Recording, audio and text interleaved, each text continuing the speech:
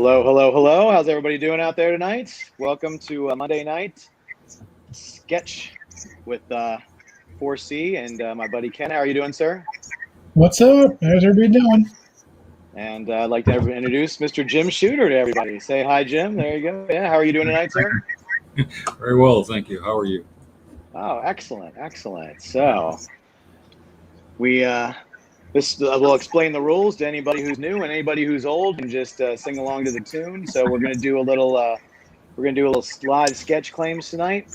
How it works is we're gonna pop up a little graphic. It's good. First person to claim is gonna be the one to get the claim. It's once again, it's first person on our screen, not yours, because every single one of you is gonna think you're first. But we have the actual order. Sometimes there's lags on Wi-Fi and stuff, so please bear with us. If we end up getting a whole bunch of claims, we'll probably switch over to doing a wheel, where everybody will kind of get a shot at it. So we're going to start off with just doing a normal claim, and then we'll go from there. There is an invoice fee of 3% on top of $15 for shipping. And if you already have an invoice out there that's outstanding and you haven't paid us yet, then you can't claim tonight. So pay us your money quick so you can get something from this legendary comic book guy. And also be nice to each other in the chat. We're all doing this for fun. So tonight so we have already explained, we have two different kinds. We have the flat out claim and we have the wheel claims. Wheel claims, when we do those, if we do those, we're just going to take everybody's names that pop up, maybe 5, maybe 10. If there's 20 people, maybe we'll do a wheel spin with 20. We'll kind of let you know that as it comes up, and then we'll spin the wheel, and whoever gets it, they get the claim. We're doing all of our sketches tonight on blank comic books, and they are the sketches tonight are going to be $125. And then if you want to get them authenticated by PGX, it's $35 each. So a nice round figure. If you get that with the shipping and everything, it's going to be about $175. So it's a great deal. Now, if you want that authentication, if you like that little label at the top, and yeah, that's all I got to say. I think I've been gabby enough. Yeah, let's let Jim talk a little bit. You have unleashed the world. Well, first of all, thank you so much for coming on. We appreciate this. It's going to be kind of a new thing for us, because we know that you actually, you used to do a little bit of drawing. You did pencil breakdowns on like your first couple stories you were doing for DC, didn't you, when you were writing some of that stuff? Well, everything I did at DC the first 5 years, I did layouts for every panel and wrote in the balloons and stuff, because I didn't know what a comic book script looked like. And so I just made my submission look as much like a comic book as I could. I even made a color cover for it, colored it. And I sent one in. They sent me a letter saying, hey, maybe you have a future doing this. Send us another one. So I sent them 2 more. It was a 2-part story. And then I get a call from the editor, and he says, we want to buy these 3, and we want to start using you as a regular writer. Well, no, how old were you then? This is going to blow people's minds. When I did the first 3 when I was 13, I just turned 14, and then he called me, and then it's over the phone. I live 400 miles away, over the phone and by mail. So I think he thought I was a college student. I'm pretty sure he thought I was a college student, and one time he asked me to come up to New York, stay in a hotel, fly up to New York, stay in a hotel, we'll pay for everything, we're going to teach you some stuff. And I hesitated, like, how's that going to go, And he's, how old are you? And I said, I just turned 14. He said, put your mother on the phone. So I had to put my mother on the phone, but she was on board. It was fine. And I flew up there, and I found out what a comic book script looked like, among other things. And I asked him, I said, you want me to start doing it this way? And the editor at Mort Weisinger, he said, no, we like what you do. We like the visual sense. I think I probably would never have been able to sell a story if I hadn't had some good visual sense, and and then layouts. And the artists liked the layouts. It made their work easier. And artists are always complaining that writers ask for things that can't be drawn, like somebody answering the phone while they're lighting their pipe, stuff like that. And and so since I drew it, it could be drawn. So anyway, they liked it, and these are like Grandmaster Hall of Fame guys. They're using the kids' layouts, you know. Wow, that's got Wally Wood, Gil Kane, Kurt Swan, Al Plastino, all these. Oh yeah, you know, big. there's a great story about Kurt Swan and you I want to talk about. But Okay. first, what I wanted to talk about was.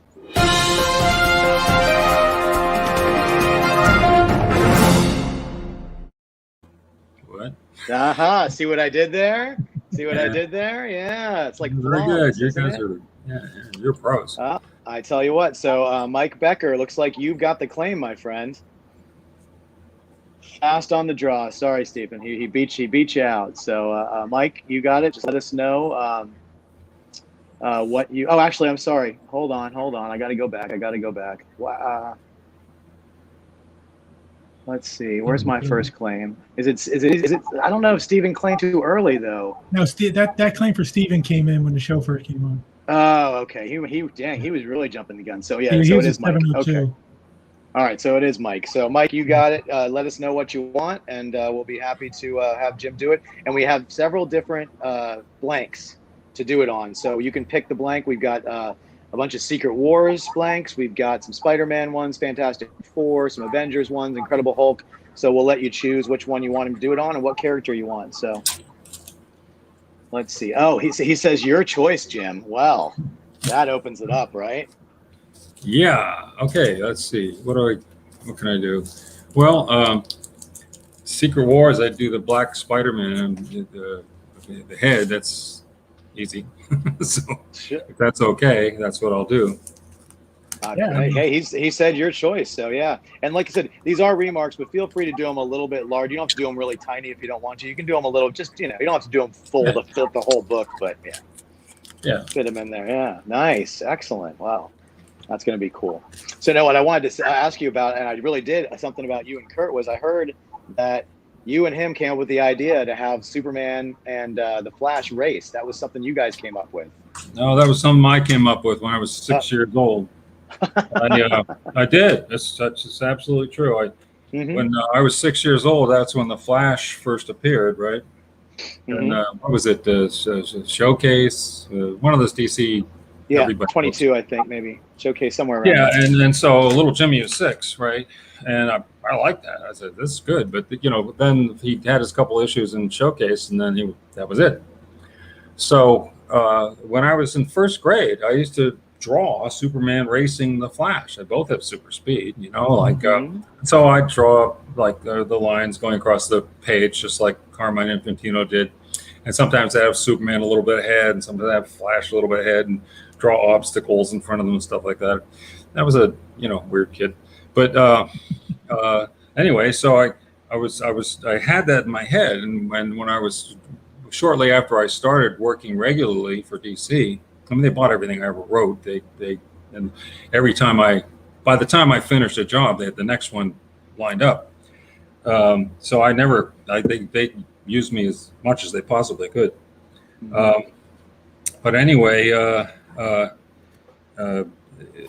my editor, Mort Weisinger, he called me up and he said, I need a Superman story. You have any ideas? And I said, can I use the Flash? He said, I can arrange that. And I said, okay, all right then. So I wanted to do this race because I always wondered, which one's faster? I figured that the Flash was faster because that's his only power, and he can vibrate through stuff and all that crap. Mm-hmm. So I originally had the Flash. I was going to have the Flash win, and I told my editor that, and he said, no, you can't do that. I said, why not? And he said, because if we let the Flash win, then the Superman fans will be all ticked off. If we let Superman win, then the Flash fans will be all. It has to be a tie. That's not. Come on. But you didn't argue with Mort Weisinger. You just didn't argue, And all right, so I'll make it a tie, So I did, and I had to engineer a way so it would be reasonable that it was a tie, and it was to thwart some criminals and some plan. but anyway, I had fun with it anyway, it was very popular. I think that was a really good selling issue of Superman. Mm-hmm. Yeah. So it went well, and Oh yeah, it's been redone several times, and yeah, and they it, finally let the Flash win, which I thought was great. That's what I yes. wanted in the first place. Mm-hmm. But it was a lot of fun doing it, and I got to do my little layouts of the Flash running, and that was kind of cool. Very cool. Kurt, of course, nobody needs to pad Kurt's resume. I mean, he didn't create the story or anything. And like I said, I even laid it out, Mm-hmm. but he did a tremendous job on it. People, you notice if you look at the cover closely, you can see that Superman's face is correct, and Mm-hmm. the reason that it's correct is because Kurt redrew it. Because Carmine did the cover, and he couldn't quite get Superman right. Right. The Flash. You look at the Flash; he looks like Oh, Carmine drew. it's Look at perfect. Superman, and look at the face. That's Kurt. Mm-hmm. So Oh, it's kind wow. of cool, and I don't know. It was really interesting to do. I got one more little story about that, if you're willing. Sure. Oh, of course. Friend of mine, high school friend, his father worked for Alcoa Aluminum, and he had reason often to go to South America, where the bauxite mines were, and where they did a lot of the refining of the aluminum, right? So he went to Dutch Suriname on a trip, I guess, and he knew his son's friend did comics, so he brought me back a comic book, and he says, "Oh, here, I brought you a comic book. It's too bad you can't read it. It's in Dutch. It was the Superman Flash race. It's okay. I wrote it." Which it's one of those life's little victory moments, that Exactly. Oh yeah, I don't need to read it. I can translate know it what the for you words if are. you want. So, That's great. that was kind of one of those wonderful little moments. But anyway, that's the story of that book. Yeah. And, yeah. So, No, very cool. When I first announced that we were doing this, I got a lot of messages from saying Jim Shooter can draw. Well, yeah. he used to draw, right? Back in the Well, I early did the layouts. I'm really good at roughs. I can design like crazy, but I can't. Like Mike Zeck and all those guys spent most of their careers learning to finish drawings, and do it, and they learn to control the tools expertly and so forth.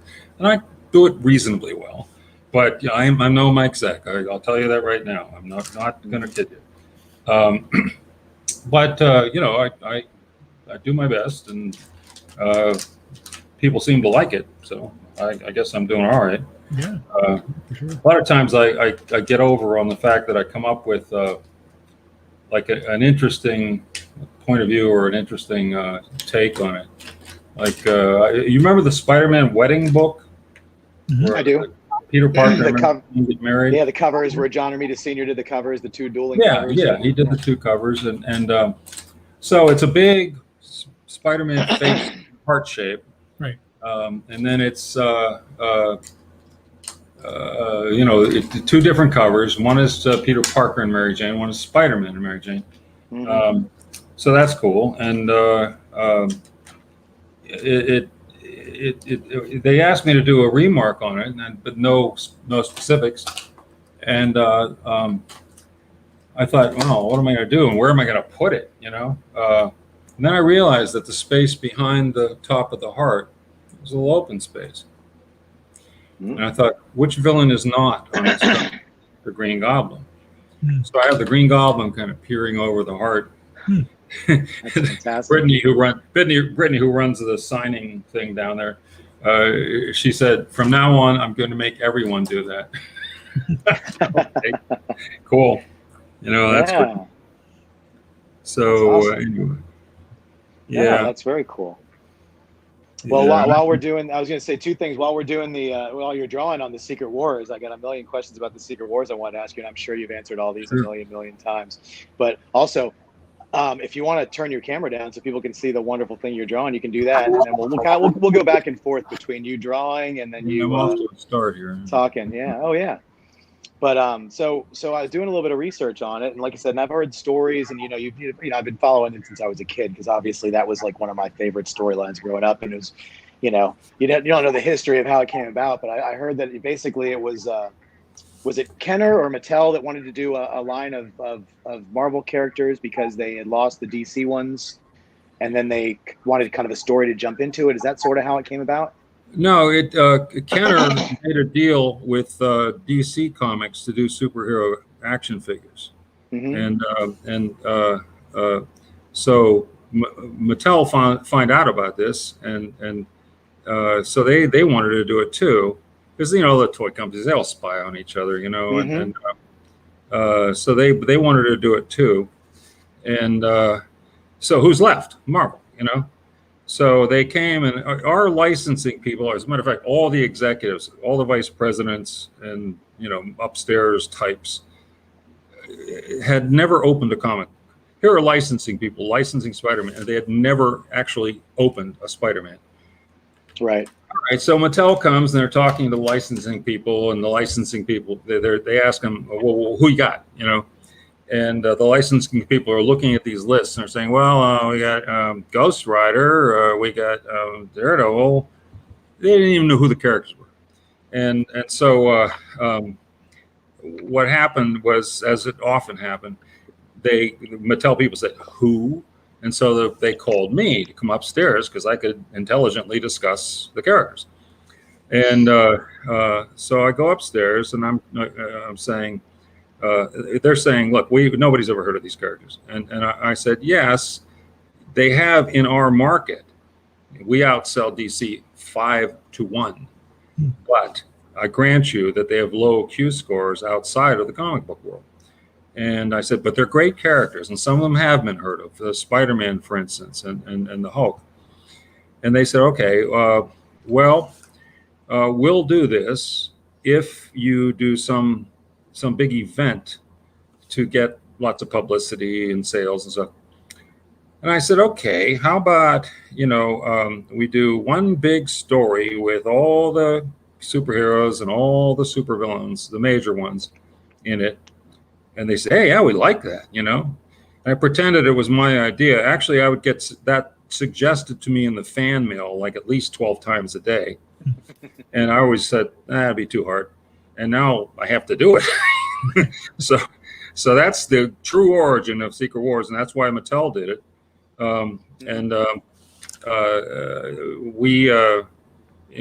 We did get them publicity with that black Spider-Man costume. I'll tell you that. That was national news. That was great, and it's so funny because I knew this story, but Ken just found this out that was the design for the black Spider-Man was actually a fan who suggested it. And then you guys bought it off of him for how much? Whatever we paid for a plot. He didn't design anything. Okay, sure. He designed zero. He was a fan, and he wanted to be a writer. Okay, that makes sense.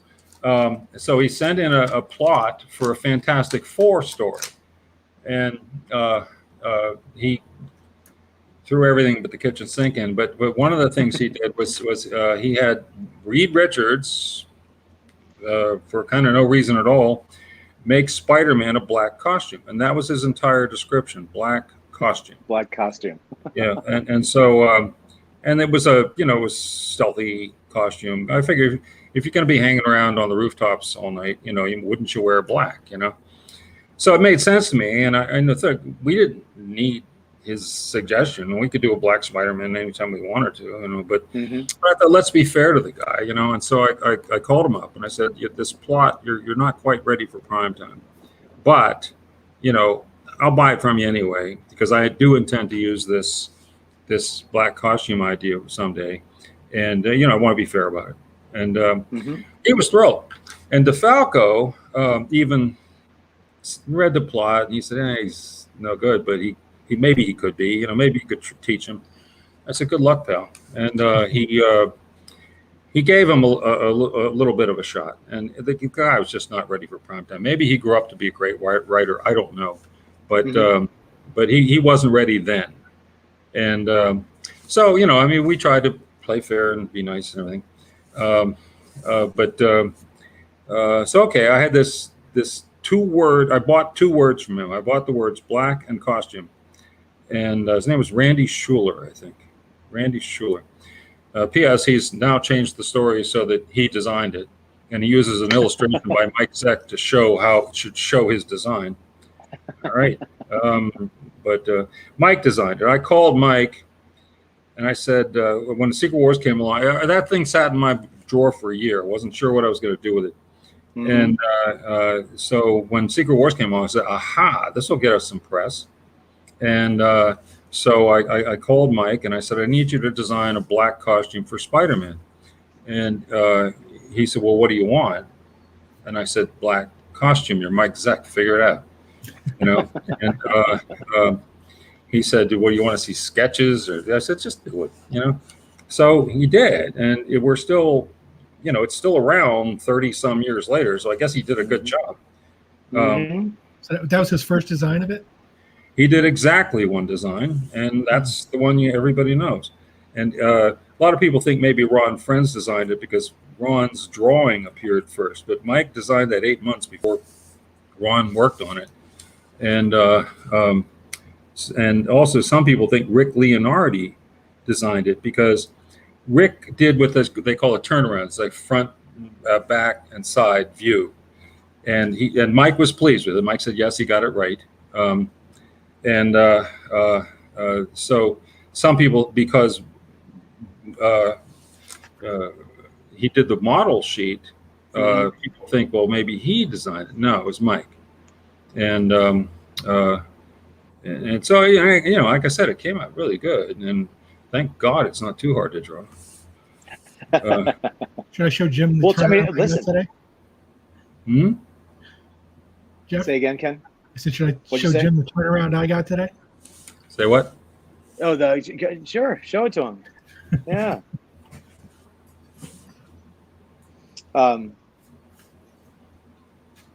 After Ken shows this, let's see. Hold on. Here's an example of a turnaround, I think, right, Jim? So that's a. Yeah, that's. So Ken, is there a side view, back view? Is there a front view someplace? I don't think he got the front view, but. Well, they probably already had the front view, so all he had to do was the back and side. Yeah, so this is Ken's Jack Kirby piece he just got today. Just came in the mail today. So. Oh, really? Yeah, I keep telling that Jack has his he's got his address and phone number on the back. I keep telling you know, Ken, you should just call it. See who answers. You never know, right? Yeah, right. might call back to 1966. Spent a lot of time on the phone with Jack Kirby. He was you went to that house, right? In when I was California. Thousand Oaks, California. It says. Yes. When I first started at Marvel, Jack was under contract, and he was writing and drawing 4 books a month, and that's a lot. So they come in, these penciled and written books would come in from Jack, 1 a week, and as soon as you take them out of the envelope, the whole room smelled like cigar smoke because he would smoke when he did this stuff. And so, you know, Jack was, you know, he was getting older. I mean, he did forget stuff sometimes. They wouldn't let him drive anymore because he crashed into a tree because he forgot he was driving. So, you know, he had some issues like that. But when he was doing comics, man, he was sharp as a tack. And I used to go over his books. And I remember I always used to start, my first sentence to him was always, Jack, can I take out some of these exclamation points? And he'd say, you do that, young man. You know, so I take out the 10 exclamation points he put after every sentence. And then we go over it. And sometimes you know, he might forget something or whatever, but mostly it was pretty good. And whenever there was some little thing, I'd say, okay, I think this is a mistake, but here's how we could fix it. I just changed a little bit of dialogue, and you know, it'll work. And you do that, young man. And at the end of every phone call, he would thank me for helping him. What a Oh gentleman. my God. What a Oh gentleman. wow. That's awesome. And then if he had time, didn't always have time. If he had time, I'd say, can we talk about it a little bit? And I'd ask him, why did you do it this way? What were you thinking here?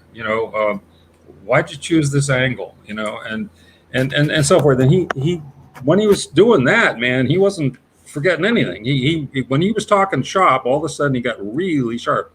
And I listened to every word he said. I wrote a lot of it down. Wow. But it was great fun, and I learned a lot. And he was just such a gentleman. Usually, if I do something like this, I usually have on the wall behind me this enormous drawing that Jack did and gave to me, and on the bottom it's inscribed to Jim, a good friend, which Oh wow. prized possession. I've had people say, you know what that's worth? I said, yeah, it's priceless to me. Oh yeah. That's incredible. Yeah. Oh man.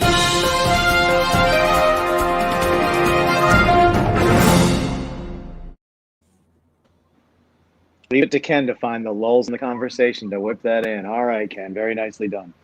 So let's see who is the next to claim. Stephen Curtis. Stephen Curtis. There. Or wait, did Dustin beat him? No. I think Dustin beat him. Oh wait, did he? Wait. You think you're right?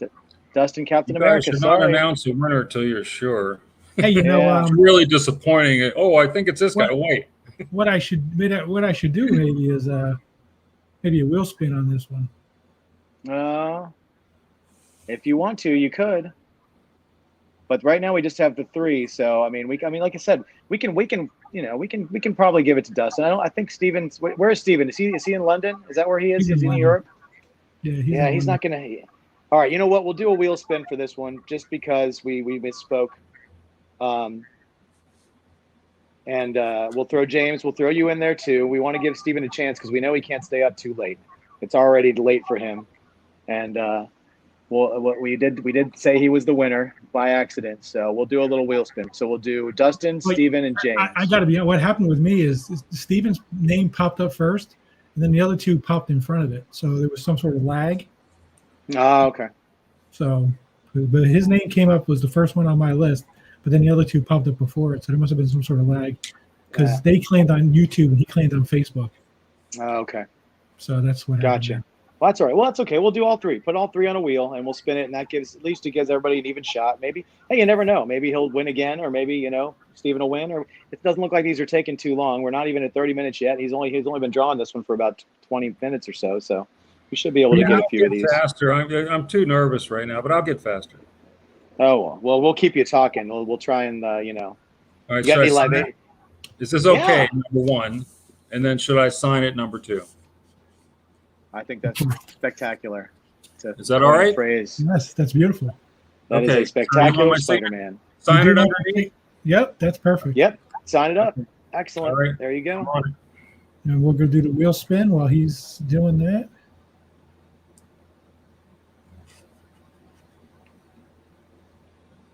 All right, let's see. Ken's setting up the wheel. Let's see, popping it up. All right, so here we go. All right, so we're gonna do just one spin, Ken.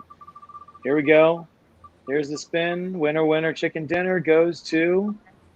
Oh, he got lucky too. All right, there you go. See. So Steven, it did work out for you, and we know you're about to go to bed in like the next hour, so we'll put yours up next. And once again, we apologize, Dustin, for making you. Hopefully, you can hang out with us a little bit longer. It looks like we're going to get a few of these done tonight. Yeah, we'll get some done. And we're going to try not to speak before we read the whole screen.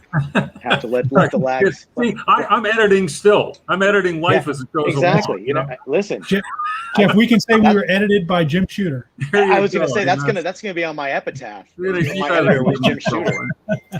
You guys are going to get me in more trouble. Let's put it that way. Is that okay? Oh my gosh. All right. Beautiful, Oh, it's man. beautiful. Thank you so much.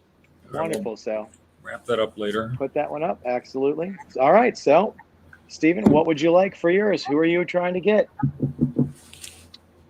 That's all we need to know.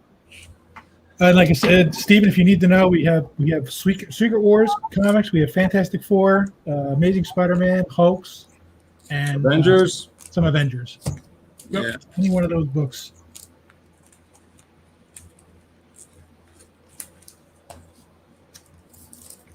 So just let us know.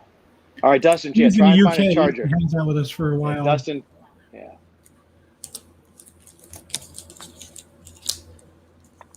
James said, pardon my spelling, it's 1,000 degrees here. He must be up in the Northeast.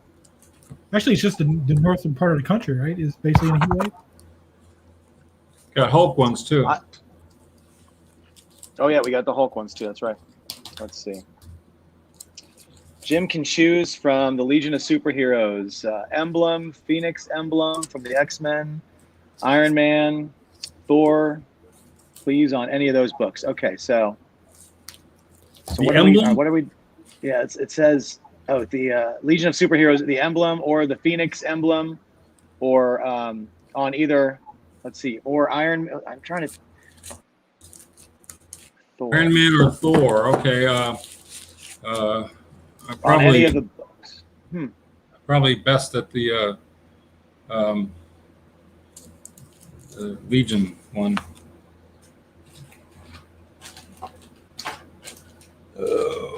I wish I was a little better organized. I'm sorry. I apologize. Oh no, you're fine. So, are we assuming that this Facebook user is Avi? Can you tell who it is, Ken? Where is Facebook? All I'm seeing is Facebook user, the one you just highlighted, the one that asked if he filled in on any late books. Andrew Rosenberger. Oh, okay. Well, Andrew, if you're able to pop back out and then give StreamYard permission to see your name, that way when you come back in, we can definitely know that you're the one commenting. Let's see. Yeah, I should have had my template opened here, but I didn't. Oh, you're fine. Oh, yeah.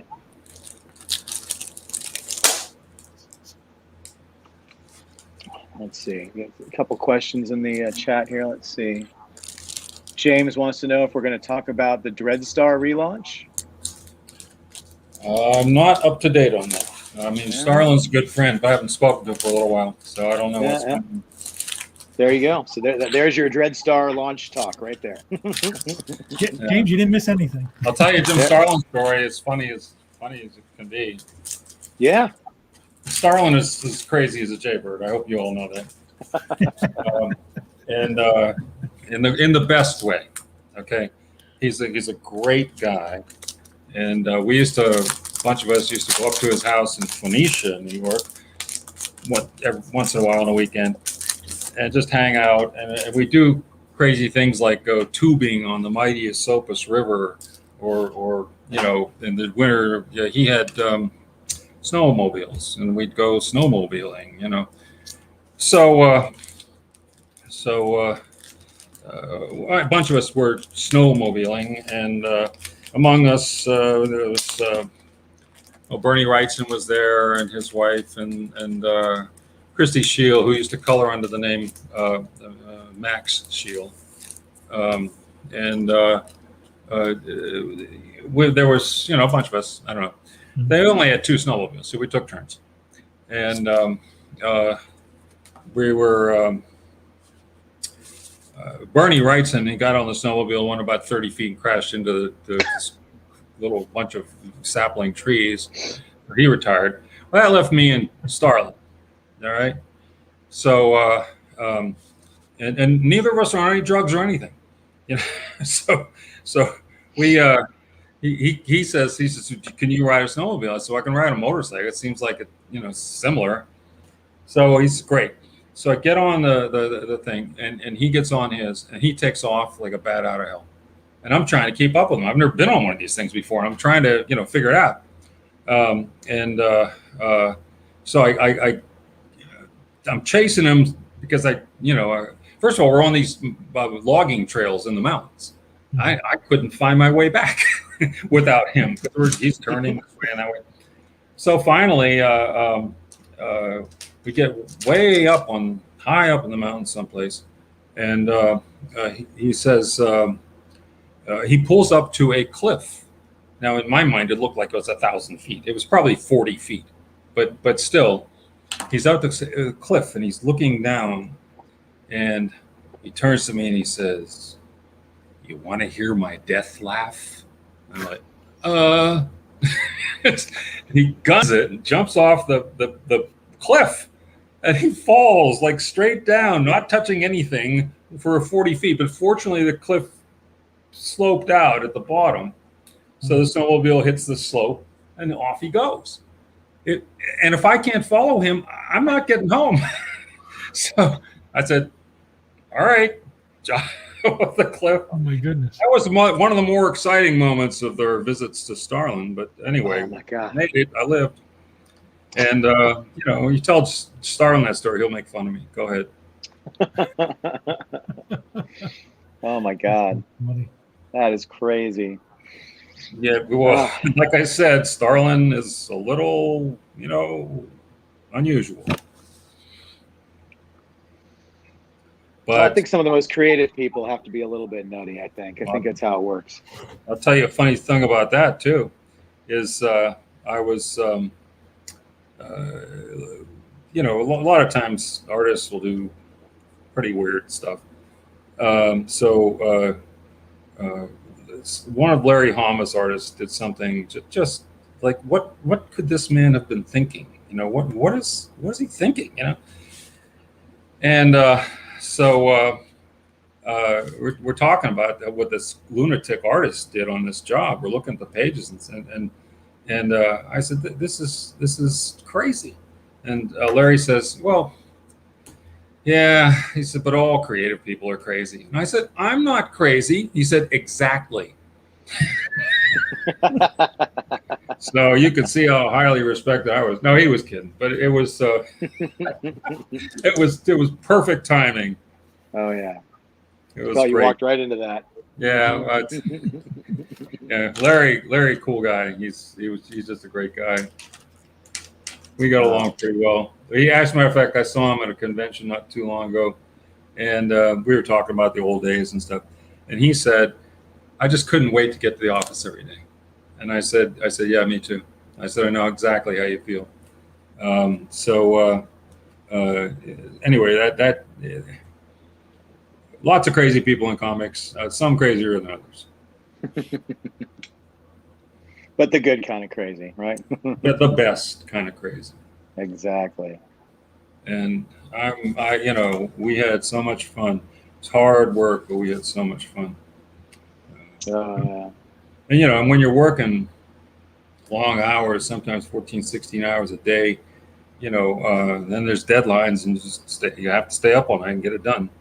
So every once in a while you got to do something nuts. And so my head nut was Mark Grunwald. Great creative guy, good editor, just a really fine guy. And he was sort of in charge of crazy. He would do some strange things.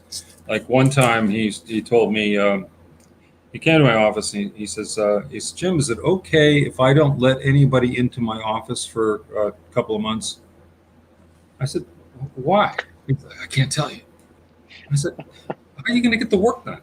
And he said, he said, we thought about that, and the coffee room's right next door, and we could meet with the freelancers there, and I'm like, Mark, so I can't tell you. All right. So I said, all right, I don't care what you do as long as you get the work done. If you get the work done, no problem. And he did. He was real efficient and good at stuff. So months passed, and his doors closed and locked, and the offices had glass walls facing in. He papered over those so you couldn't see in, and was keeping whatever was going on in there pretty quiet.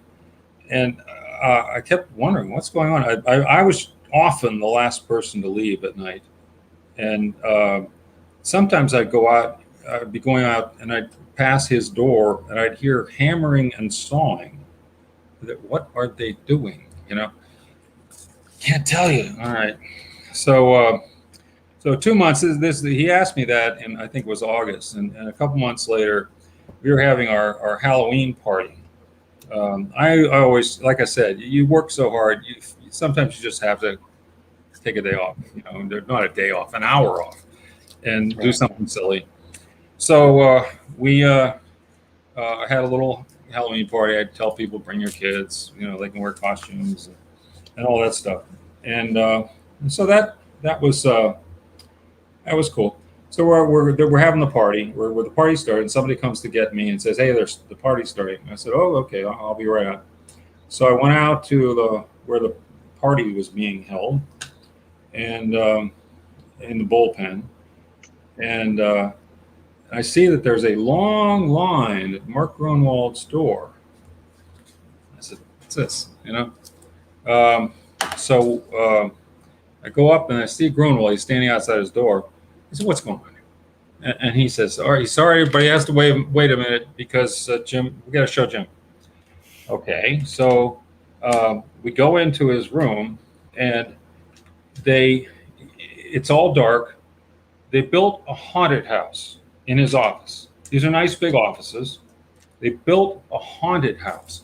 I mean, you go, they kind of guide you through it. How they could see, I don't know. And creepy things drop on you, and lights flash, and ghosts appear. And the hammering and sawing, they actually built a staircase that creaked. How do you make stairs that creak? But they did. And, there's spooky noises. And it was, I'm like, holy cow. And so I thought, when I come out of that room, I thought, if the upstairs people get wind of this, we're dead. If Golden, the president, gets wind of this, we are so dead. And so I come out and I look at the line, and all the vice presidents from upstairs are in line to go to the haunted house. I said, we're cool. Yeah, exactly. Wow. But that's the kind of nuts and the thing, it's all done on their own time. It was all, just good, clean fun. And yeah, and just to have the foresight to do that like months in advance, just planning on that party is just crazy. He did a number of things that sort of fit that description. But hey, Jim, would you angle your camera down a little bit? They wanted to kind of see what you're drawing over here. Appreciate it. I'm using templates because Mike Zeck can freehand stuff and I can't. But I better use pencil. But anyway, yeah, it has to be bigger. Okay, that looks right. Maybe. Yeah, you can tell us all the crazy stories you want. That's the stuff that we love to hear. Well, I'll tell you one. Yeah, I'll tell you one more. We had, as I said, we had these offices with glass walls facing inward. And so it was a new space, it was just built for us. And when the editors moved into their new offices, nice offices, big offices, when they moved in, everybody was complaining because they said it's like working in a fishbowl. This is terrible. What are we going to do? And so I was able to lobby upstairs because I ran my area, but I didn't run human resources and all that stuff, And so I talked them into getting curtains for us. Okay, so we had curtains, and that was fine. The editors were happy. So a year passes, and then somebody runs into my office and says, "Jim, they're taking the curtains down." I said, "What? Oh, well, I'll find out." Well, So I went out and I found out from the guy that they were taking them out to be cleaned. Okay, that's okay. So I told everybody, I said, the curtains are going to be on for a week, and then they'll be back. Everybody's grumbling. Oh God, it's going to be gone for a week and stuff. So I had an idea. I asked my secretary. I said, "Do you know that store that sells Christmas stuff all year round? It's over on Union Square." She said, "Yeah, I know it." I said, "Take one of the big, strong interns, big strapping kid, and go over there and buy me a case of spray snow." And she said, "What?" "Case of spray snow coming right up." So she did. She went and she bought a case of spray snow. It comes back. It's a big, heavy thing. I think like 24 cans in this thing. And she said, "Well, what do you want me to do with it?" And I said, "Take it in the bullpen, put it on the counter, and walk away." I said, "Open it and put it in and walk away." And she said, "Okay." So she did. So of course, it's not too long until people start getting curious. What's in the box, you know? And they discovered that it's spray snow. And this is a room full of artists and very artistic production people. So before you know it, they're painting on the windows. And being artists, they're not just covering them; they're drawing on the windows with this stuff. And and then word spreads, and a lot of freelancers are always in the office. And so Bill Sienkiewicz starts painting, and with the spray snow on into Cindy's window, and he draws that warlock character, Mhm. you know, and Bill is, what's a good word? Irrepressible. I mean, so before you know it, the drawing is running down onto the carpet and up onto the ceiling tiles, and it's expanding. And it was great, and all the guys were doing brilliant pictures on these windows. And all right, fine, everybody has fun. It's okay. So the president of the company, who thought he was running an insurance business, he used to have to walk out through my floor. The two floors that we had were connected by a staircase, and so his where he lived in Gramercy Park was closer for him to come down the stairs and go out through my floor, and so he was always catching us doing weird stuff. So this time he comes and sees the stuff painted on the windows, and he loses his mind. Like I said, he's never quite understood. He was the president of a comic book company. All right.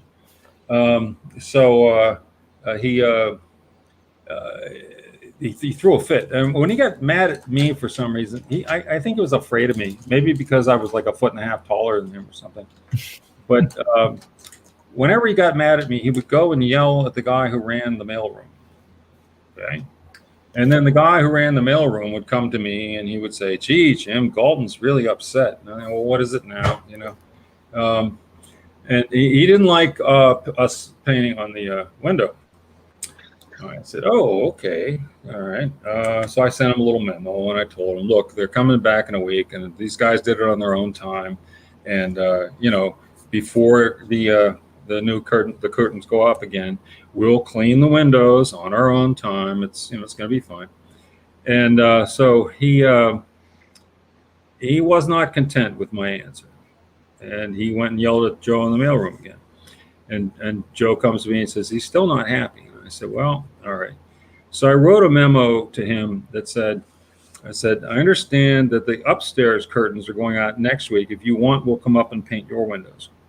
And for some reason, I never got an answer. That was it. That was the end of case. But that's, it's like sometimes they just lunatics on their own, and sometimes you help them. That's great. I mean, it's a whole bullpen full of artists and creative people. They don't expect you guys not to be creative. I can't imagine that. Well, I mean, I'll tell you another thing. It's like I said, this guy thinks he's running an insurance company. Artists tend to come to work a little late. They just do. Nothing you can do about it. I was always the first person there. Maybe Larry's right. Maybe I'm not creative. But I was always the first person there in the morning. I get in there about 7 o'clock. And people start trickling in from 9 on. And some people like Archie Goodwin, he'd be there at 10, 10:30. Louise would be there at 10 or 10:30. But they may still be there at 10 o'clock at night. It's not like they're just slacking off here. It's like they just start a little later and stay very much later. So, like I said, Galton would come and go through our floor, and he starts noticing that around 9 o'clock, there's not a whole lot of people there. There's me and almost no one else. So he goes and yells at Joe in the mailroom, and he issues actually a company-wide edict that everybody must be in at 9. And I'm thinking, oh God, come on, So, all right. So I gather everybody in the bullpen, and I said, "Look, all got to be here at 9 for, starting now." And they're miserable. They were really unhappy with that. And I said, "Sure, there were audible groans in the room." "Yeah, it'll blow over in a couple weeks." I said, "He'll forget about it. So just for a couple weeks, guys." I said, don't think that, well, I can be late because everybody else can be on time, because that everybody will think that. and no one will be here. So all right, everybody's like, all right, we're all going to be here at 9. They were all good people. They were all great people. Anyway, so the next morning I go in at 7, and I'm sitting at my little editor-in-chief desk, trying to do something useful. And I hear this sound from my door. Hey! And I look up, and it's Archie Goodwin. It's on the stroke of 9, by the way. And Archie Goodwin was he was like the character in Night Before Christmas. He had the cap, the sleeping cap. He had a men's sleeping nightgown. He had a candle, one of those old-fashioned candle holders with a lit candle in it. The other hand, he had a coffee cup, and he was wearing slippers. And he said, "You happy now?" And I said, "Let me guess, Goodwin. Let me guess. You came all the way down from the Upper West Side wearing that." He said, "Well, yeah." And he wore it all day. And, it was funny. The thing is, it was so good, and he was so smart. He did it on purpose. So everybody comes to see him dressed that way, right? And it lightened the mood. It really did. And that was what he was going for. But that's the kind of nuts. Oh, man. And P.S., it did wear off after a while. Galton forgot about it, and we went back to misbehaving. Yeah, that's how it usually goes. Usually they put their foot down just so they can put their foot down for a little while, and then eventually it just realized it doesn't really make any difference. Yeah, it's just stupid. I had a guy, Ron Zalme, one of my production guys, I think he was assistant production manager, and I think he was production manager for a little while. But we get a new stat machine delivered. This thing is huge, okay? And it comes in a giant box, right? So what does Ron do? He takes the giant box and he makes it into an office. He turned it into his office. He had a door and a little shelf and a sign that said, the designer is in. And and it's okay. That seems fine with me. He wanted an office, so he made an office. Unbelievable. Oh my God. Well, like I said, crazy as Jaybirds, but what are you gonna do? Yeah. And you were the 9th editor at Marvel, but after Stanley or including Stanley? Tell me who the 9. Oh, jeez. I'm the 6th, or perhaps the 7th, or if you count Stanley. See? But I'm not. Who are these 9? Everybody says 9. Where'd they get that? Yeah, I don't know where they got the number either. I was trying to figure it out myself because I know Marv Wolfman. I know. All right, I'll do them in order for you. First one, Stanley. Stan never called himself editor-in-chief. Okay. Right. Stan called himself editor. Right. Roy Thomas was the first editor-in-chief.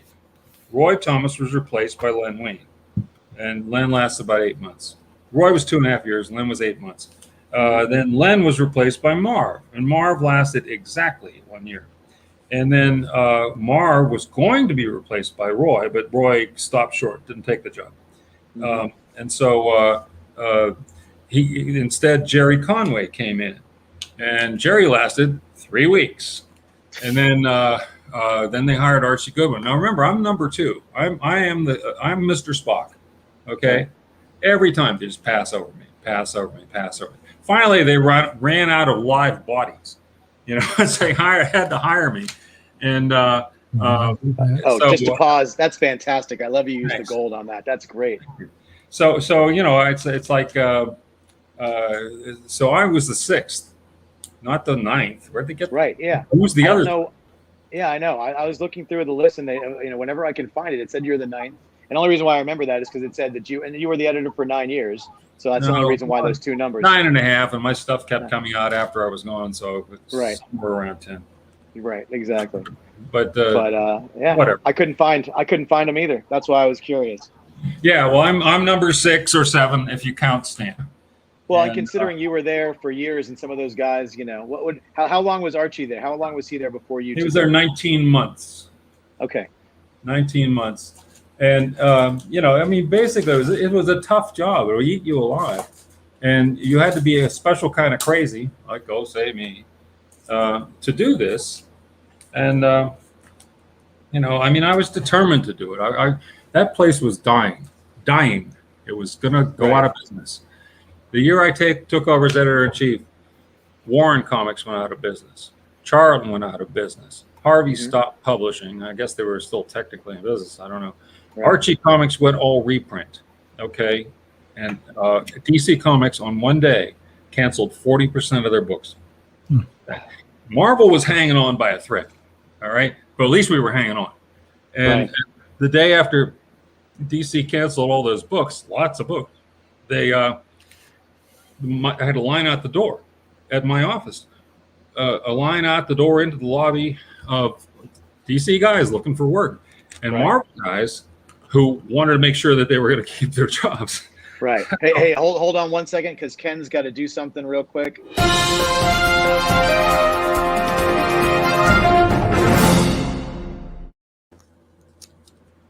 And that's how real quick we do it. That's how real quick we do it. Now, please continue. Oh, and I got a claim. We'll talk about the claim in a second. But please finish. You keep going. Keep talking. Well, the story is that like it was in sad shape, and everything was late. All the books were late. I'll give you an example. The year before I came in, there were lots of unplanned reprints. Unscheduled reprints. There were lots of fill-in issues done by whoever you could get off the street. There was, and a lot of books just didn't show. They never shipped. So when I came in, my first month was January 1978. In January 1978, we were supposed to publish 45 color comics. We published 26. Okay, does that tell you how bad it was? There were books that were still in-house at Marvel, the artwork, coloring, ready to go to the printer, but they should have been on sale 4 months earlier. That means that book's technically 6 months late. I mean, I said, boy, this got to change. I'm gonna change that for sure. Yeah. So we did. I got good people to help me. The fact that everybody else was dying meant that a lot of these guys were available. A lot of the people are available. I got Larry Hama. I got Louise Simonson. Holy cow. Louise, Denny, and Larry all started on the same day. That's a good day. The best, I got Goodwin. And see, he had been my boss. And for him to come back and work for his old assistant, that's a little dicey. Right. But I left him alone. And he didn't need me to tell him anything. He knew what to do. The only problem Archie ever had is he hated the bureaucracy. He just had no patience for accountants, lawyers, licensing people. It just, his eyes had clicked. He just hated it. But I'm doing that for the comics anyway. So I asked him to do the creator-owned line, Epic. And I said, I'll pave the road. I'll do all the crap. I'm doing it anyway. That's the difference. So, and he did it. And when he was allowed just to focus on creative and not have to argue with some idiot from upstairs who'd never opened a comic book in their life, man, look what he did. Look at the covers on those things. I tried to get a Frazetta cover. Before I got Archie signed up, we were going to publish the Epic Illustrated magazine. And I thought, wouldn't it be great to start with a Frazetta cover? So I called the Frazettas, and you don't talk to Frank. Ellie was the gatekeeper. And so I said, hi, Ellie, I'm Jim Shooter. I'm the editor-in-chief of Marvel Comics, and I'd like to, she said, we don't like you. I never met the woman. What did I do? But at any rate, so I told Archie that when he came in and took over Epic, I said, I tried to get a Frazetta cover. I said, they won't even talk to me. He said, oh, I'll do. Hey, Ellie, it's Archie. How you doing? Talking about the kids and stuff. And before you know it, we get 2 Frazetta covers. Okay, everybody loved Archie. And he was just maybe the greatest of all time. He just did awesome. One thing. My superpower was I had patience to deal with the idiots upstairs. Because the thing is, Archie would try to reason with them as a creative person. I said, no. You understand what they want, and you give them that too, and then you get what you want. like you know, what do they want? They want money. All right. So if you can make it self-liquidating or make it profitable, some way you can angle it, you know, hey, the sky's the limit. Galton told me when he hired me, he said, do anything you want, just don't lose money. Yeah. That's pretty freehand. Yeah, absolutely. Yeah. So, all right. So we have our next claim for you, sir. We have somebody wants to get a thing, and you can do it on the Fantastic Four book. So if you want to do a thing head on a Fantastic Four book, that would be awesome. Oh, Anyways, yeah. Stephen also asked if you could hold up the last one you did, so you can take a look, so you can get a look at it. He didn't see it. I thought he did hold it up. Oh, I that's all did, right. but here it is again. Let him take a screenshot of it. There we go. Hold it right there. Look at that. There's Mr. Shooter. There's the signature. There's the logo. Boom. Yeah. Okay. Ah. Best I could do. Best I could do. That's exactly. No, it's beautiful. It's great. All right. Let's see. All right. Yeah, and I agree, Linda. Dealing with the bureaucracy is a superpower. Yeah. Yeah. One time. Go ahead. No, I was going to say, because I know that you're like, basically, you kind of got handed a broken toy with Marvel a little bit and kind of righted the ship. A lot. It was broken. There was corruption. People were stealing or double vouchering. Everything's late. A lot of people were doing some really unprofessional stuff. Mm-hmm. And, you know, it was just, the inmates were really running the asylum. Mm-hmm. And I said, this has got to change. We've got to become a professional company. We've got to be on time. We got to have good people. The good people better be doing good work. I don't want, a lot of stuff was being done that was just really substandard, and, right? And just hack work, you know, just trying to pay the bills. And that's the difference, because you're talking about, you know, when you're talking about being on time, you're meaning, you know, we got to deliver our books on time. I don't care what you got when you guys put in your work on the books. If you're doing your work, you know, you come in whenever you want to. But we got, you know, we can't have these things sitting around for months. You know, we got, you know, like you were talking about. Yeah, and the thing is, you know, the good people, they work on time. Or if they couldn't keep up, they tell you months in advance. Walt Simonson came to me and said, "I'm going to need a couple months off." But that was like 2 issues from now, so we had plenty of time to get good people to do fill-ins that Walt could guide a little to make sure that they were, you know, what they ought to be, and that's how to do it. You know, it's not like everybody has to. I have to have fast artists or something. Whatever the guy's speed is, that's his speed. If he can only do one book a year, he does annuals. You know, if he could only do covers, he does covers. Charlie Bess, you know, he did a couple interiors, but mostly he did covers because that's what he liked. That's what he could do, and he really wasn't fast. So, you know, I don't know. When they got like Arthur Adams, Arthur. Oh yeah, of course. Can you wait a minute? Yeah, sure, of course. Yeah, but we all know that there's great artists back then. Like, you know, Arthur Adams was, you know, incredible, but he couldn't turn it out as fast because he put so much detail into his work. So yeah, he was one of those great guys who could do annuals, and he was doing X-Men. I think he did like 5 or 6 X-Men annuals, you know. And if he did a story, it was a limited story, like the Long Shot miniseries, like Art Adams you're talking about. Yeah, exactly my point. He was, you know, you tailored his workload to how fast he could go. You didn't demand he go faster. I don't want Art Adams light. I want Art Adams, you know? And so anyway, that was the thing, was just to be professional, you know, get people who will do the work. And like Walt, if they know that they're falling behind, they'll say, I need a break in 2 months. And you give it to them, and then they're, you know, that works. Right. And listen, some people would say that when you were editor, like some of the most memorable storylines in the history of comics came out. You were there when Byrne and Austin and Claremont were on X-Men, when Frank Miller was doing Daredevil, when Mr. Simonson was doing Thor, you know, all these guys were doing. That wasn't a lucky accident, my friends. No, I mean, I put your aces in your places. And there were people who didn't know me or didn't like me for whatever reason. They can not like me all they want. But once I got people like Louise, everybody wanted to work for Louise. Once I got Archie, everybody wanted to work for Archie. Larry, he was a tough taskmaster, but you work for Larry, you learn. And so good people wanted to work with Larry. And you know, I had really good people, and we started getting really good people working with us. And That's the key, and we weeded out some of the guys who weren't there or who were ripping us off or who were hacking, and like I said, that just didn't fall together. That was a design play, and we I had the great people, and like I said, guys who wouldn't work for me, they say, Goodwin's there. How bad could it be? Hama's there. Also, I think I kept getting good people. Louise trained Ann Nocenti, and she turned out to be great. And I had that's Bob Budiansky, the Transformers guy, brilliant man, and Jim Salicrup, super creative guy, and who else? Carl Potts.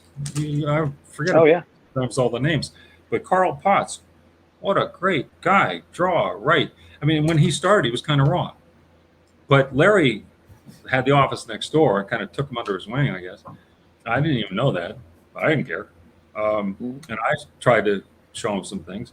And the bottom line is that he turned out to be really terrific. He started teaching more people and handling more submissions than anyone.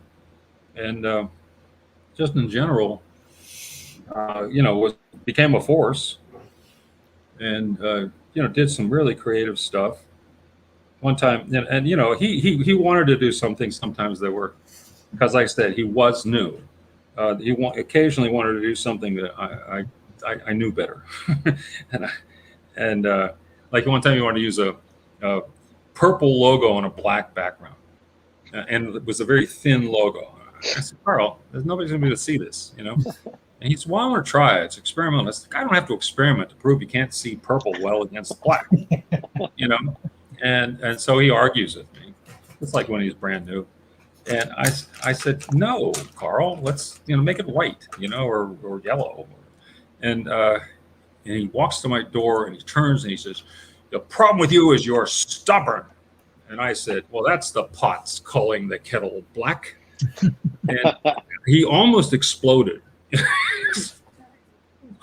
And he got over it, and then came back and fired back at me and made fun of me and stuff. But and that was fine. But it was a zoo, but it was a good zoo. Yeah, well, that's nice. And I know that when one of the decisions for you writing the Secret Wars was because you almost would make all the other writers mad if you gave it to any one of them, because you got to play with all the toys. So it's like you give it to Byrne and Claremont, and then all of a sudden, the Avengers guys are mad, or the Fantastic Four. So you're just like, well, they all hate me anyways. I'll just do it. It's true. I mean, the thing is, two things. I was the editor-in-chief, and therefore, theoretically, I was the expert on all the characters. In other words, I get to say what Spider's like, not you.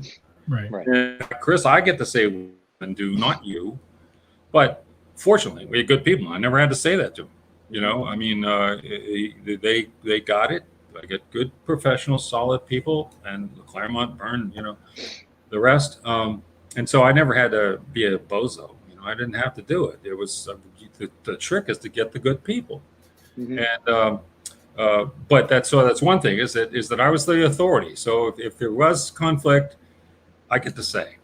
And most of the time, if I was doing when I was planning the story and I had things I wanted to do, I'd go to the guy and I'd say, look, the editor and the creative team, I say, this is what I want to have happen, and this is how I'm going to do it. And then Chris would say, well, wait, I think Colossus would do this, and he'd say that. Oh, okay, sure, all right, that makes sense. It fits with what I think of Colossus, and good. I wasn't there to make them to write like me. I was there to help them realize their vision and just kind of keep them generally in the ballpark of who these characters are. All right, and then the other thing is, like you just said, you walk down the hall and there's two guys arguing at the top of their lungs about who's stronger, Colossus or Spider-Man. Your first instinct is grow up. The second instinct is no, don't grow up. Care that much. Right.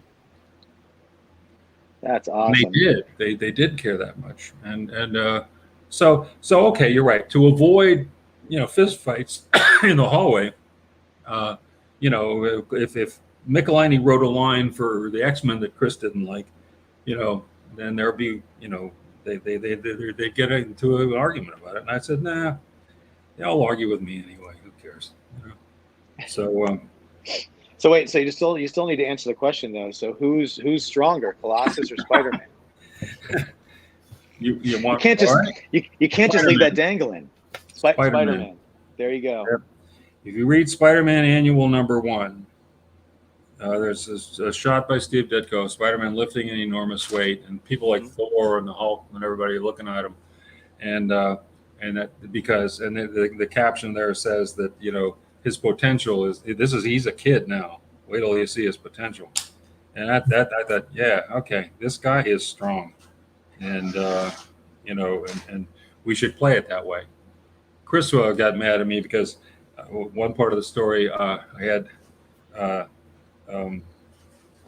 Spider-Man fighting the X-Men, and Chris is like, Spider-Man couldn't hold his own against the X-Men.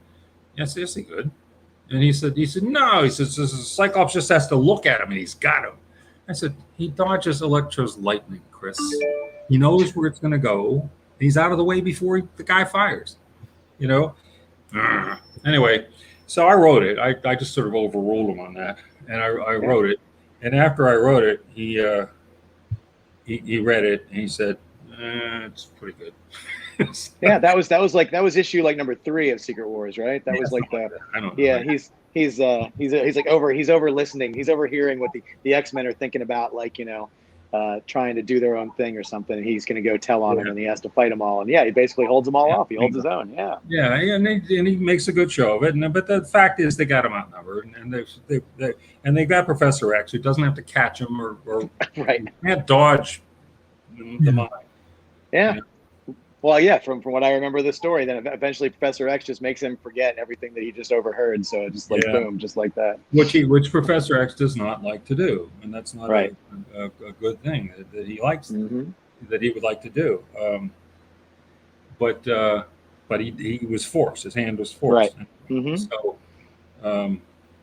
No, there were so many really interesting little things that happened during that story, and it kind of gets overshadowed by the fact that it was a story, sort of to sell toys, but it still made way more sense to me than Contest of Champions and other stuff, because it had a beginning, a middle, and an end. Like the decision to have Ben Grimm make She-Hulk the 4th of the Fantastic Four. I thought that was pretty brilliant.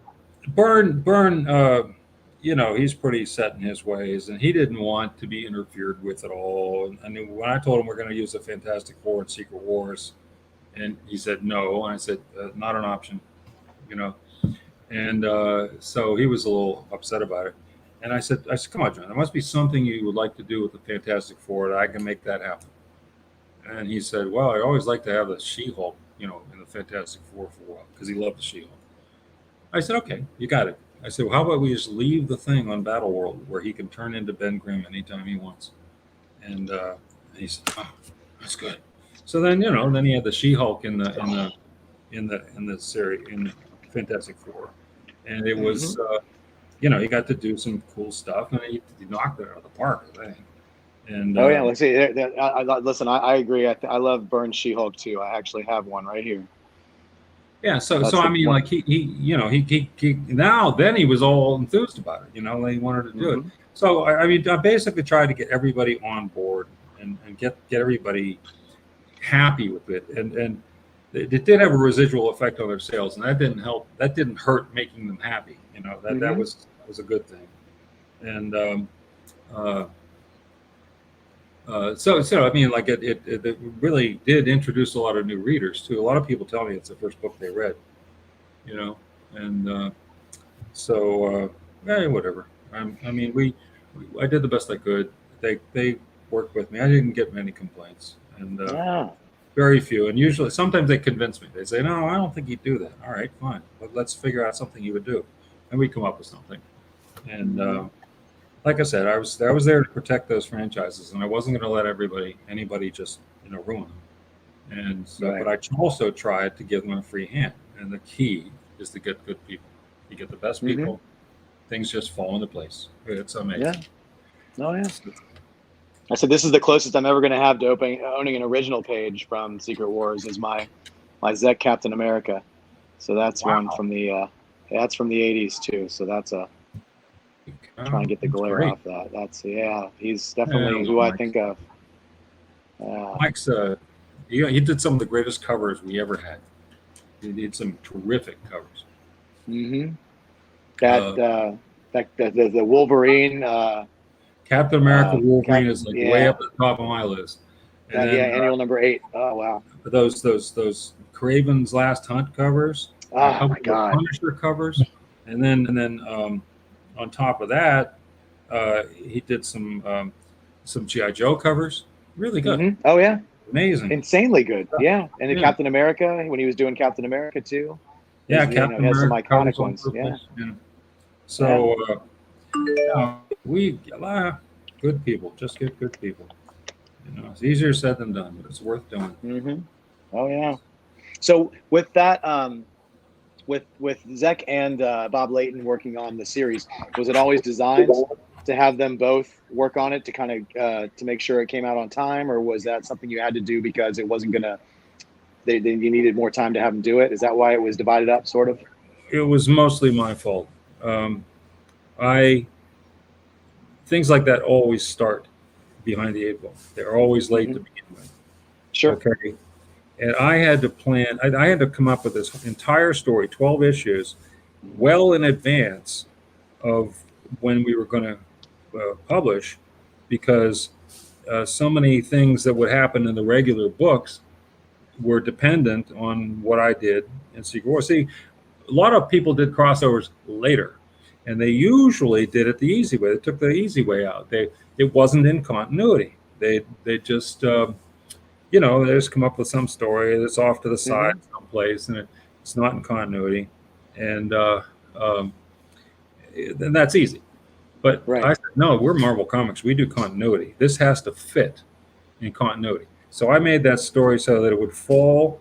All the events of Secret Wars fall between the December books and the January books. Yeah. It's amazing when you think about it. Yeah, the way that you had to interweave every single one had to be in, the correct order. Every issue when it came out had to line up with what was going on. And I had to make sure that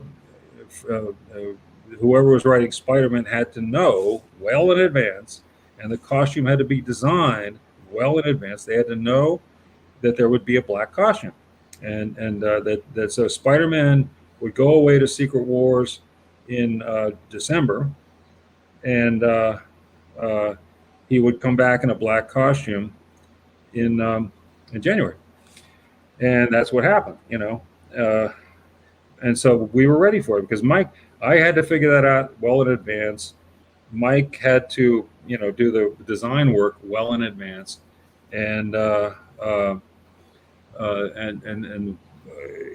all had to be figured out. So that takes time, and so instead of being able just to sit right down and start working on a book, I had to plan stuff out ahead, and that puts you behind. And so I started out behind, and Mike and John were doing the best they could. They did fine, Mm-hmm. but I kind of threw them a monkey wrench there, and so they needed a break. And so Mm-hmm. early on, we planned to have a fill-in done.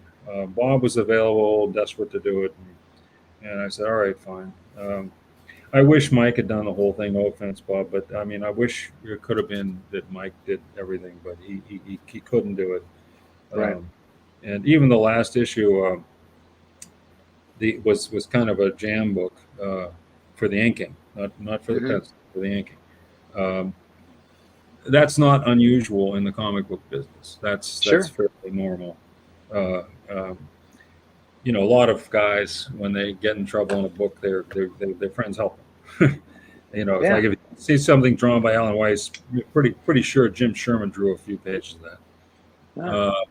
Did they get credit? They get credit. I wish. Sometimes they do, and sometimes they don't. I mean, Sure. sometimes In that Secret Wars, though, did they get credit in the last issue, I or was believe it just? they did. I believe they Okay. did. I don't know. When I wrote a book, I always made sure I had an editor. I always had an editor. I had someone else. I had a second pair of eyes. In that case, it was DeFalco. and I'm pretty sure Tom did credits. I don't remember. I'm pretty sure he did, and because he would, that's the kind of Mm-hmm. thing he would do. So I mean, that's what we were doing and what we were up against. But we did not miss shipping on that book, not one. Mm-hmm. Yeah, And, they came out every month. I remember. I waited. month, just like I they were was- supposed to. Mhm. And so I think it was worth it to get it out because people wanted it. I mean, if people show up to buy that book and it's not there, what are you doing? Right. That's terrible. That's a bad thing. And so they got it done. And Yeah. Beatty has some great stories about, FedEx was a brand new thing back then. And he has stories about, knocking on the door of the FedEx office after it's closed.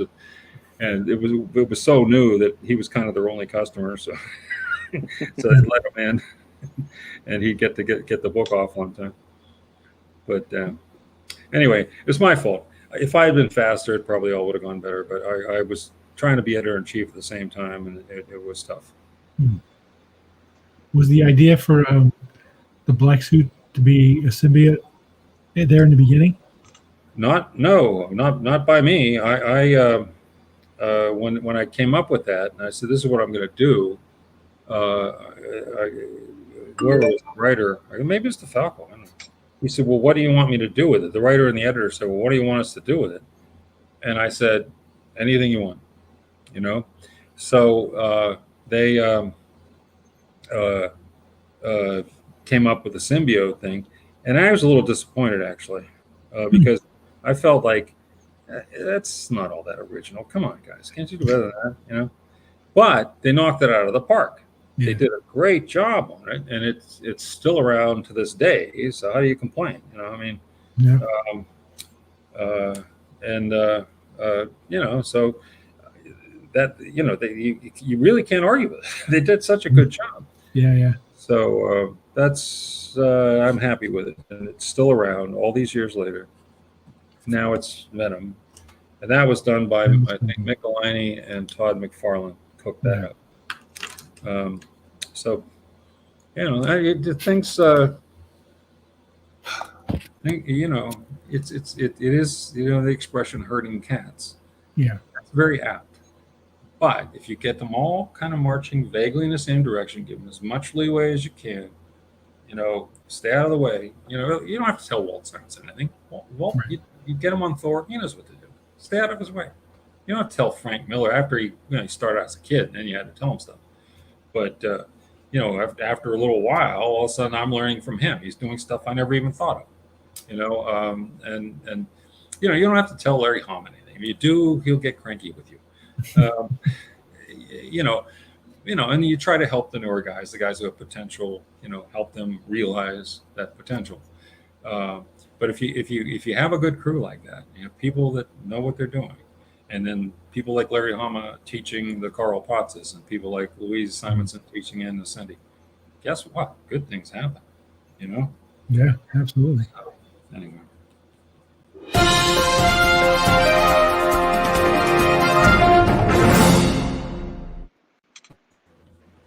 Uh-oh. Well, looks like that's about the time. So who's going to be first to claim the next? Boom. All right, Robert, you got it, buddy. Robert wants you to draw a Wolverine on a Secret Wars cover. Very cool. Very cool. All right, I'll try. I'll give it a try. Hey, that's all we ask. It's so funny. I had a friend who came into my work. Oh, look at that. Let's see. Oh, that's fantastic. Best I can do. No pun intended. I really didn't mean that. Best I can do. But I said I had a friend who came into work, and he just said, I know that you like this comic, and he said I saw it, so he said he just knew I liked comics, and he gave me this comic. He just brought it into work, just out of nowhere, and it's just Star Wars number 60, and it's just like it's just a random book. He just said, I saw it said Marvel on there, and I didn't know that Marvel had anything to do with Star Wars back then, and I'm like, yeah, well, they did the first comics, and then I open it, you look on the cover, and it's Walter Simonson did the art. and then you open it up, and it's David Michelin was the he did the Michelini. script. David Michelini. Michelini. Yes. He did the scripts and plots, and Simonson did the pencils and plots, and Tom Palmer did the inks. And lo and behold, the what I love is the words here. If we can see it, it says the Grand Moff is Mr. Jim Shooter above the editor Al Milgrom. So I used to tell, back when Stan was editor, he did credits. DC didn't do credits till the later '60s. But Stan right away was doing credits, giving credit to all the creators. And after a few times, I guess he thought, hey, it wouldn't be funny to like make jokes. So he usually saved the jokes for the letterer, drawn with aplomb by Jack Kirby, inked with skill by Joe Sennett, blah blah blah. You get down to the right letter, and he'd say, "Lettered with a pen by Artie Simek." Right. So, okay. So he'd make fun of him, and so I told the guys, I said, "If you're gonna make fun of anybody, make fun of me. If you want to do funny credits, good, fine. Not all the time, and don't get mean. But if you want to, make a joke, me."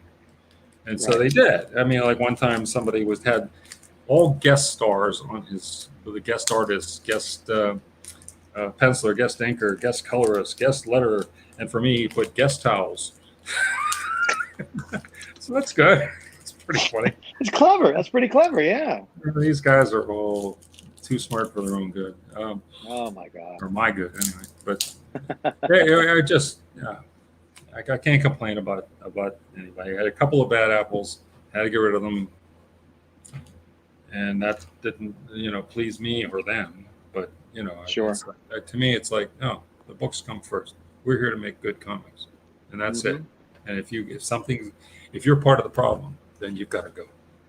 And I tried to fix the problem, peacefully. I tried to do it in a peaceful and productive way. And if it just was no way, if the guy just wasn't going to do it, then what am I going to do? Right. So, I fired very, very few people. People think I was this hot-headed guy who fired everybody. More guys died than I fired, and I didn't kill them. And they're very, very few. Only I think maybe 5. I don't know. That's in 10 years. That's pretty good. I was usually able to resolve it. When I took over, for 2 years, I was associate editor. I was second in command, Mr. Spock, and my job was to do the hands-on editing of the books, which was very frustrating because I didn't have the power to hire and fire. Archie Goodwin wouldn't give me that. So he just wanted to do that himself. I said, all right, fine. But there were some guys who weren't doing their jobs. And I'd say, Arch, what are we doing with this guy? And he's like, well, he's fast and, he gets the work in. And and it's terrible. I have to fix it, So anyway, and one guy in particular was Bill Mantlo. And he packed like crazy because he was one of those guys who would stay up all night and get it done. So if something was down to the wire, desperate, the writer vanished, they'd give it to Bill. He'd do it overnight. And he actually kind of liked that situation because, very hard to complain or reject anything if the guy stayed up all night and did it for you as a favor. Right. And also in those days, it was all page rate. So the more pages you did, the more money you made. Mm-hmm. So each time he got one of those, he could words on paper overnight. Here they are, and he kind of get away with it because the thing was so late, and they laugh all the way to the bank because he was turning out more pages than anybody. So and I criticized him. I used to keep a file in my desk when I was editing the scripts, and I had a Bill Mantlo file. I would only put pages in that file if I had to rewrite the entire page. Okay, if there was one word of Bill's, I wouldn't put it in the file. So that file was an inch and a half thick. Oh, Jesus! And I often had some, told Bill, you got to fix this, and he'd say, "Fix it yourself." I already got paid. Help me. And so, all right, fine. So I become editor in chief, like Bill's the worst nightmare. And because I was always telling the guys, anytime we were sitting around having a discussion, I was always saying, we got to get these books on time. The quality sucks. Some of the stuff isn't fit to print. We need to be doing better work. We can't, have this happen. And so the day I took office as editor in chief, about 20 minutes into it, Bill Mantlo walks up to my door and he says, and I quote, "Well, I assume I'm fired." And I said, "No, Bill, today is day one for everybody. Do your job." And he did. He wrote ROM. It was really good. He wrote Micronauts, some other stuff. It was just really pretty good stuff. He still goofed up once in a while. But, he started straighten up and fly right. That was good. So, anyway, I'm working on this. Yeah, absolutely. Hey, I wanted to ask you also about one of my brother's favorite characters that he used to always like was Dazzler, was one of his favorite characters. Yeah. And that's a book that you decided, I think it was your decision to have the first issue not go to newsstands, not go to spinner racks, but go to like comic book stores. Go to direct market. Yeah, what happened was when I came in and was editor in chief and therefore was copied on the print orders, so I'm trying to figure these things out. And here's the newsstand copies, and here's the military copies, and the copies we distribute through Whitman, and the subscription copies, maybe something else. And then at the bottom is this thing that said Seagate. And it's like 500 copies, 600, 900. And so what's Seagate? So I went and asked the circulation guy, Ed Shukin. I said, "What's Seagate?" Well, he gets up and he closes the door, and it's just I'm selling comics out the back door to a crony, Phil Suling, which his company's called Seagate. And he says it's a little way to get a little extra volume. It's cost plus, very deep discount. He said it's but I don't want to get too public. So I'm like, oh, all right. It's not my job. So I started keeping track of these numbers, and each month the numbers go up. And like this one's 900, this one's 1100, the X-Men is 2000.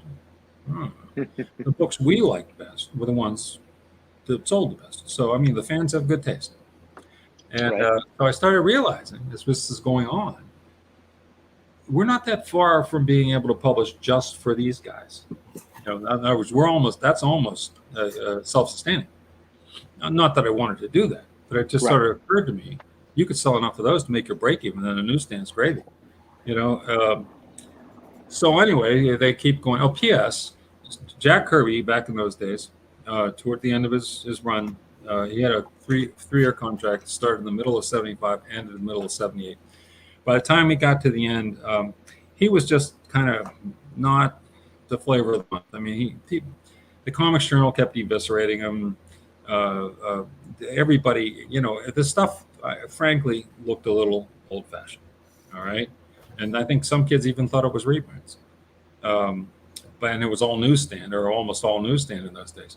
And so, an average Marvel book in those days would sell 40 to 50% newsstand, 45, 50, some a little over, some a little under. Jacks were selling like 5%, 6%, 8%. Everything else is selling 45%. Right. So, that wasn't good. But by the time Jack left in June or July of 78, his direct market sales were in around the 30,000 range. The fans loved it. The newsstand kids didn't get it. Right. And if the direct market had come a year or two earlier, Jack would have been a superstar again. Instead, he was being made fun of in the Comics Journal, and it's I have a huge Kirby drawing on my wall behind me at my office, and they used to do, artists would draw pictures on stage, And then San Diego convention would auction them off to raise money for the convention, which was nonprofit. What am I drawing? Stuff. Little Wolverine, little Right, remark. right, Yeah. So anyway, the guy before the artist would stand on stage and draw these things, and then they would auction them off. And the auctioneer was this guy I knew. He was one of the San Diego guys that one of the people who ran the place. And so the guy before Kirby was Jack Katz. Was a New Kingdom book he did, self-published. I think it was something like that. But it was a self-published book, and it was okay, Mhm. So the artist could set a minimum bid, and he did. He said $200. Silence. Eventually, somebody says 200, and his book sells, maybe to a relative. I don't know, but or his picture sells. So now the auctioneer goes to Jack, finishes his, and the auctioneer goes to auction Jack's off, and he says, "Anybody give me $5?" That's Oh, God. $5.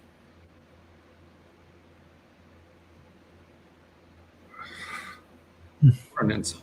I mean, I said that's not happening, and so I thought there's no way on God's green earth I'm letting Jack Katz's drawing sell for more than Kirby's. So I said 200. I wasn't rich in those days. I'm Right. not rich now. But I had a credit card. So anyway, I said 200. And so people looking around, and, hey, editor-in-chief of Marvel thinks this is worth something, And so people start to bid. And I would have beat any bid. Anyone. I don't care. I had a credit card. But the auctioneer, this idiot, he says, no, everybody bids closed. Jim wants it. Let him bid. Anyway, so I got it and gave it to Jack. And I said, this is going to be worth a lot of money someday. You should have this. And I said, I rescued it from the Philistines. So he took it and he thought about it for a minute. He said, no, I want you to have it. Okay. He'd already signed it, but on the bottom, he signed it again. He wrote, to Jim, a good friend, right? Pretty good, huh? Yeah. So that made my year.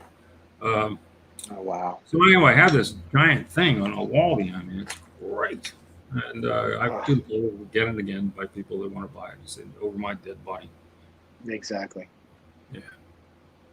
Hey, if you get a chance after we're done tonight, take a picture of it. When you screenshot that to Ken for me, we can put it up on the site because I think people would love to see it. Well, it's at my I don't. office. I'll send Oh, it. well, whenever. Yeah, I'll send whenever. you a Yeah, picture. no rush. Yeah. Yeah, that's just. Would be great. I know we'd love to see that. It'd be really cool to go with the story. That's awesome.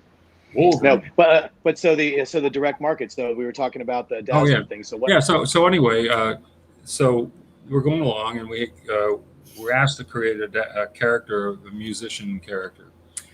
Our business affairs vice president, one of the few people upstairs who ever read a comic book, a genius woman, Alice Connerville, great lady, and she did know the comics. She wasn't there long enough. I mean, I wish she'd stay there the whole time I was there, but she managed to get out of there somehow. Anyway, she came up with the idea of like, well, hey, why don't we do what Archie does, which is, the Archies, Josie and the Pussycats, that stuff. Get studio musicians to do music and publish comics, to help publicize the characters. And so I said, yeah, we can do that. So we started working on creating a musical character. A lot of me. I think DeFalco contributed. We needed somebody younger and hip, so we got John Romita Jr. involved. He really did great work. Mhm. He came up with a lot of ideas. So we're working on this thing, and Alice goes to Casablanca Record and Film Works, and they loved it, and they wanted to launch it with a half-hour animated special where they would get studio musicians to do music. We do animated specials on TV, get publicity. So there was no one to write the story for this, and they needed it right away. The best guy would have been Goodwin, but asking Archie to do something over the weekend, you would forget it. not happening. Right. The guy said, well, you can hire anybody. You can hire Harlan Ellison. I said, well, if you need it next year, sure. So anyway, there was no one to do it except me. I was the only one who was willing to stay up all night and work all weekend to do it. All right, fine. I'll be the hero or I'll be the goat. And I wrote this story and we sent it to Casablanca, and they came to New York with some of their executives. And the guy like sitting there at the conference table, and he taps his finger on my script. This is not a half-hour special. I'm like, oh God. He said, this is a feature film. Yes. So anyway, then they pitched it to Bo Derek, who had just come off of the movie 10. She was the hottest thing in the movie. And so she loved it. She read my treatment and she loved it. And she was attached to it. And for 2 weeks, we had all the Hollywood studios bidding for it. And then, of course, as always happens, something goes wrong. What went wrong there was that she decided that her husband, John Derek, had to direct it. And then all the Hollywood studios backed out. They didn't like that idea. So all right, here we have this work we've done. Now what? Chris was interested. He did a story of the X-Men with her, but I wanted to try that direct market thing, all direct book, and I thought, if we test it with the X-Men, that's not a test. We know we'll solve it. Let's test it with Dazzler, and so we did, and we sold 428,000 copies all direct. Wow. Pretty good. That's pretty good. So, yeah. So there was that, and that sort of proved that we could publish for the direct market, and it would be okay. We didn't want to do that. My idea was to keep the newsstand strong, because one of the reasons the newsstand was going to hell was because there was the only game in town was a monopoly, and I said, well, as long as we have an alternative, we can, keep both things going and not be dependent on either one. So we did. As long as I was there, we did that. As the direct market started to grow and grow, I started getting a lot of heat from circulation and from finance, saying, "Why are we even bothering with this newsstand? It's not that much above break even. It's I said, because there are 70,000 outlets, because every kid in America walks past our comics rack sometime. If you might walk right past Daredevil, but you'll see Star Wars and he wants it. And then maybe that you'll start reading Daredevil or Superman. We don't care. We're just trying to save this dying industry. Right. And so I kept telling them, no, you can't do that. You can't go all direct. And as long as I was there, I'd win that fight, because I had a lot of power. Other people had power too, but I had a lot of power. And I was able to win that fight for a long time. And then when I was gone, they went all direct. And now comics sell 10,000 copies, 15,000. My line average was not around 300,000 an issue for all the books. The average. Pretty good. It's amazing. Times change. Yeah. Anyway, somebody just asked if maybe the answer to this. They asked if Vince Colletta was actually rumored to maybe play the Godfather before Brando. Is that true? Do you know anything about that? Yes, I do. What happened was Vince would tell me all these fantastic stories, and he said, I used to date that. You see somebody on TV in the bar or the restaurant or something. He said, I used to date her. She's on Dynasty now. I'm like, yeah, right. Okay. Then sometimes he'd walk into my office with that person on his arm, and he'd say, hey, look who's in town. She stopped by for coffee. Oh, okay. And I asked Giacoya, he used to work in Vinny's studio. I said, is that all bullshit? What's the story? He said, every word is true. Trust me. I was like, okay. So Vince was a photographer as well as an artist. And so early on, he took a lot of people's headshots who later became stars.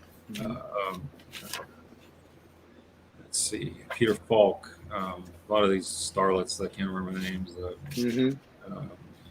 what's his name? Valentine or whatever. Anyway, a lot of big shots.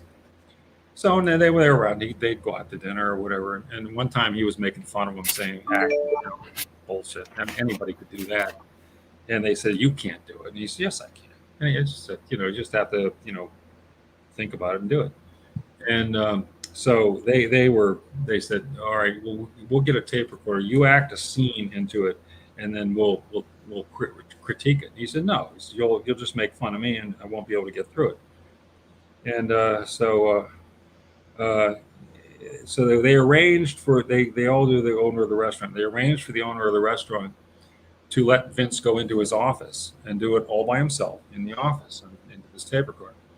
So he comes up with a scene off the top of his head. It's like he sees the mobster being grilled by the Senate subcommittee.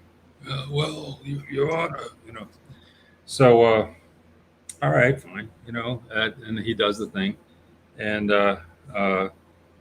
they play the tape, and they were all impressed. They said, "This is pretty good," and one of them kept the tape. Next day, a guy who claims to be from William Morris Agency shows up at Vince's house and politely asks, no, he kept the tape. Politely asked Vince if he can borrow the tape. He said he heard there was a tape. So Vince gives it to him, and he brings it back the next day. And then he comes back again, and he wants to borrow the tape again. And he brings it back the next day. And then he asks Vince, would you come to a meeting at William Morris? So Vince thinks this is all a big practical joke, right? That they're going to all jump out and yell surprise, or something. Right. So he's wary, but he goes, and he goes in and he finds himself sitting in this conference room with all these people, the casting director and everybody from The Godfather, and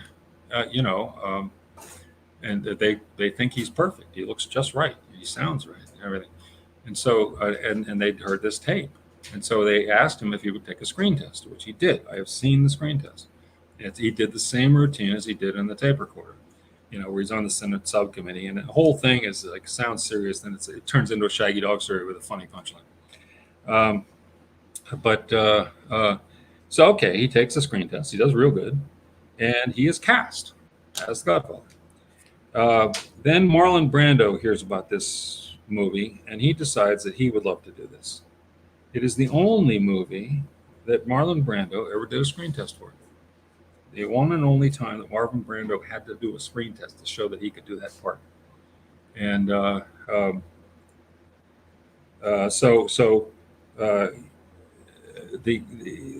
obviously, if you can get Marlon Brando, his name alone is, and if he can do the job, his name alone is worth the price of admission, So they get Marlon Brando, and they told Vince, sorry, we're going to go with Marlon Brando. Okay. The casting director quits over this. He was so upset. Wow. The casting director quits. All right. So I'm thinking, I don't know if I believe this one. Then all of a sudden we get this new publisher at Marvel, Mike Hobson. I didn't report to Mike. We both reported to Galton, the president, but we were very collegial. I mean, Mike was an experienced publishing executive, and look, everything I learned by the seat of my pants. I was taught by Mort Weisinger. So there were a lot of times I say, Mike, I don't know how to do this contract, and he helped me, and it was great. Anyway, so he's the new guy in the office, and he go out to lunch with me sometimes. And so one day he comes, he says, "Oh, let's go out to lunch." And I said, "Well, Vince is here, and I was going to go out to lunch with him." And he said, "Well, why doesn't he come with us?" I said, "Fine, okay." So we go, and somehow that story comes up, and so he's telling all this, and Mike is adding details. And I said, "You mean this happened?" And Mike says, "I worked at William Morris when this happened," and he said everything he said is exactly true. Wow. And he told him some stuff that he didn't know too. Wow. But I said, "Holy cow!" So Vince, he was actually cast in the Pope of Greenwich Village, but but that went into turnaround. If you know Hollywood, you know what that means. That means that the studio has been sold, and so every Mhm. project that they're working on gets Right. paused and possibly all redone. Hmm. And so he was cast, and then he gets screwed that way. And then there was an agent who actually represented him, a good agent, and he actually paid for Vince's headshots and paid for Vince's to go to acting school. And I went with him once he was at NYU, and this guy was teaching actors. And the reason Vince took me is maybe learn something about teaching, you know. Okay. So anyway, it was true, and a lot of people have a real negative opinion of Vince, and they shouldn't. Uh, the thing is, you have to understand that most of his career, it was Patriot, all right, and that the guy that really ran the show was the production manager's part of his job is to keep things on time. And so when some of these turkeys would get late, he would tell Vince, just like with Bill, he'd be told, ink on paper, 3 days. And so Vince would give him ink on paper, 3 days. And I'll tell you, in 3 days, he'd do a better job than anyone else could. Anyone else. Mike Esposito did one of those once. He ink on paper, 3 days. Job report told him that. So Mike thought, hey, easy money. So all he did was outline the things, turn it in. He'd already vouchered, he'd already been paid. And it was like a coloring book. It looked horrible. Right. So John Reporton was the production manager, and he came to me. There was just no one else. I'm the editor. I can't draw that well, as I'm proving. but he came to me and he said, you can draw, can't you? And I said, no, a little bit. And he said, this is a job that Esposito brought in. I said, we're going to publish this? And he said, can you take it home tonight and do some rendering, add some blacks, put in some shadows, just make it look not like a coloring book. I said, I'll do my best. So I took it home, I stayed up all night, and I did exactly what I was told. And I brought it in the next day, and John Reporton was, and I said, at least it's better than it was. You know? But that's the thing. Other people take advantage of it. Vince would do his best. Mm-hmm. I used to hear a lot about him. Oh, he'd leave things out. No, he didn't. One of my artists one time complained, oh, he left something out here. He left out this cabinet that I drew. So Vince happened to come into the office. And I said, Vince, did you leave out a cabinet here? And he says, I'll get the Xeroxes. So he goes and he gets the Xeroxes of the pencils. It was like nightstands on the side of a bed. It was a bed was seen several times. Every shot that bed was drawn, there was one nightstand, except the one that the guy said, oh, there's a nightstand missing. There he drew two. So Vince corrected it. He said, there's no nightstand there. And he fixed it. All right. Could he have drawn a nightstand on every other appearance of that? Yeah, I guess so. But I guess it was just easier to leave this one out. And then right. And I hear all about, oh, he destroyed Kirby's stuff. Well, you have to understand, I just told you a little while ago that when Carmine Infantino, no slouch, when he was doing the Superman Flash Race cover, right, he couldn't draw Superman very well, right? And so Kurt had to repair it, and that was common. I mean, if you know, the artists were less possessive in those days, mm-hmm. and you know, an editor would say to Vince, "This is too cluttered. Leave some of this stuff out." So he would. Guys like Kanigher, Kanigher was so. There's a legend, but Jack Abel told me it's true, so I believe it. That you know, Kanigher was so disappointed with this one job of Toth's, and when Toth didn't, you know, was arguing with him, he ripped it in half. And the apocryphal part is that Toth was pushing him out the window. I don't think that really happened, but Jack Abel was there, and he said, no, that happened. I said, wow. holy cow. So what you have to understand is that in those days it was different. No, there wasn't all this, artiste stuff going on. It was a job, and you did your job. And if the editor decided that it needed a correction, it was corrected. And so some of the stuff that's blamed on him was actually whoever was the editor told him to fix it. I'll give you another example. Mhm. When Kirby drew Superman, Kurt Swan redrew all the faces, and Kirby could never get the cape right. The cape sort of ends here, Right. okay, and he'd have it come all the way around, or he'd have it, with buttons holding it on. Right. One time, Vince showed me a Xerox. He actually had it tied in a knot, like a kid tying a towel around his neck and flying around the backyard. So Vince was told to fix it, so he fixed it. It Right. was just sort of normal. It wasn't, wasn't any big deal back then. But of course, now nobody thinks of things in the context of the times. Mhm. They just like, oh, he changed something. Oh my God, how horrible that is. Right. And well, not really. In those days, not really. It just was normal. But you're not going to convince anybody. I mean, everybody's got their minds made up about that, and that's just too bad Right. because it's not true. Hey, if you want to put your camera down, we can see what you're Oh working yeah, on. well, I'm sorry, guys. No, you're I'm fine. doing the best I can. I like But making avoiding eye the contact camera with because you this when is we're hard. talking, so it's good. Yeah,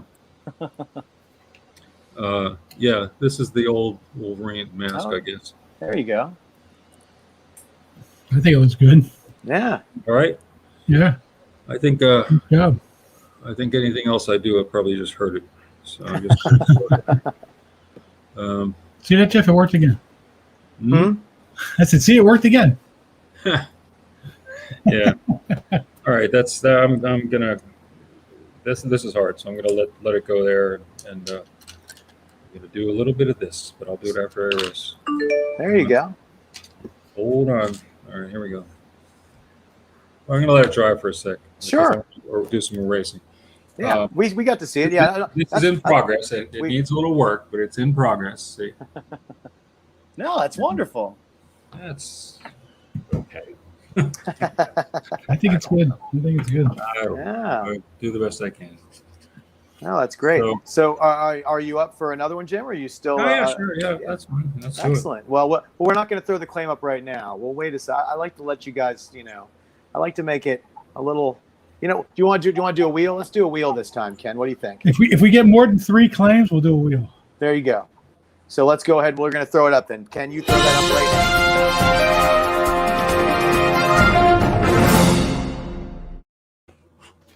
Boom. There you go. So there, we'll give everybody a shot at it. We're going to throw a wheel up.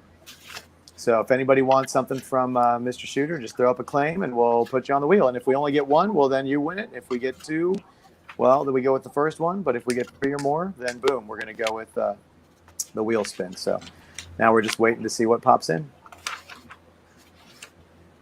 Boom, boom, boom. There's always a little lag. Somebody just was commenting a little while ago that they actually commented on our 4C site that they're having trouble claiming on Facebook or something. So I think his name was Michael. You might want to take a look at that.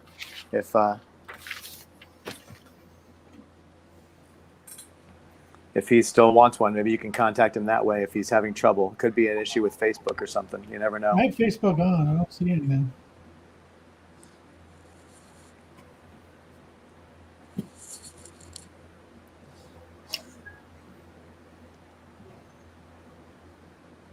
And if anybody else has any questions for Jim, I want to open it up to the floor. That was a great that Vince Coletta question was awesome. That led to some cool information.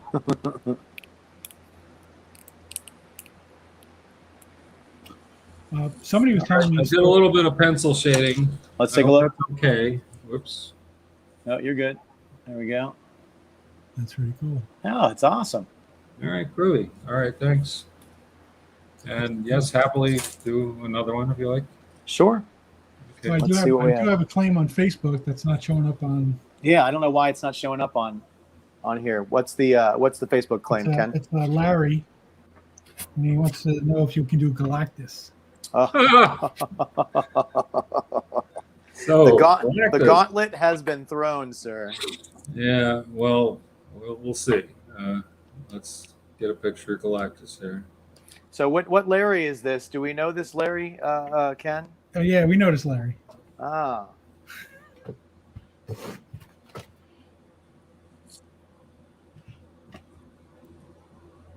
Yeah, it's weird. It's not showing up on StreamYard. Yeah, I don't know. Yeah, I don't know what's going on. Like I said, he messaged privately, so I just popped up on my screen when I saw it. I wanted to make sure I couldn't access it. I couldn't while you were stepped away for a second, but I knew as soon as you came back, we'd be able to. One of the guys who the guy who actually got the first claim, I think it was him anyway, or it was Jeff, was telling me a story about you go into a restaurant with Stan Lee, and there happened to be a big mob boss was there, and Stan wanted to be introduced, and he, I'll let you tell it. Oh no, I want to hear this. All right, so Vinny was one of the few guys who was friendly with Stan. That's one of the few guys Stan felt comfortable around, and about socially, and Joan liked him too. So he was a friend of the Lees, and he used to go out sometimes with Stan to lunch or whatever. And so one time they went to this place. What's it called? I'll think of it in a minute. This place was famous. A lot of famous people went there, and a lot of mobsters went there. And in ancient days, back in the 50s, the kind of the biggest mobster ever was a guy named Frank Costello. And Frank Costello was not only he was successful, and he got away with it. I mean, everybody knew, but nobody could do anything to him, so he managed to get away with it. And eventually, what was this? What was this restaurant? Oh well, I'll think of it.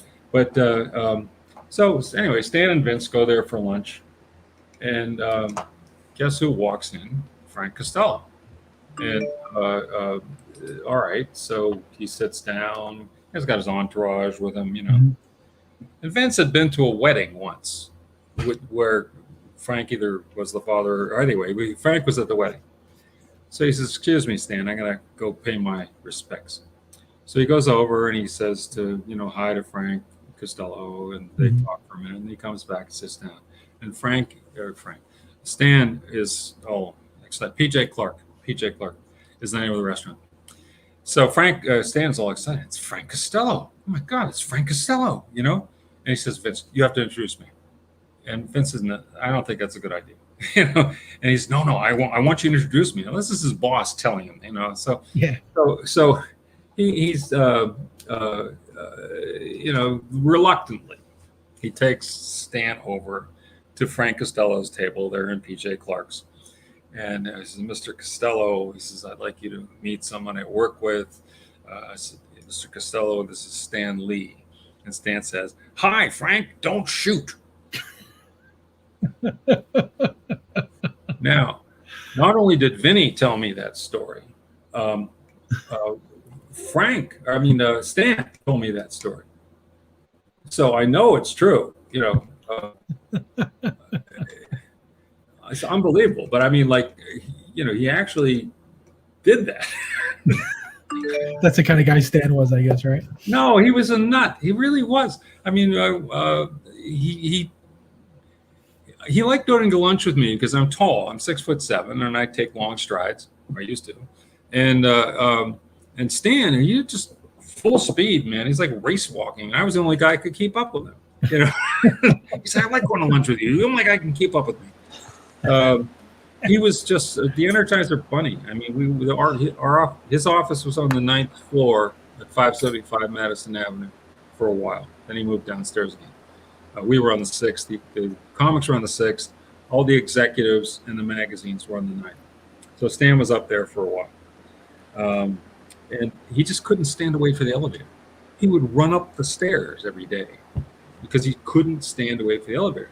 Then they had the blackout and the looting in New York. Yeah. Okay.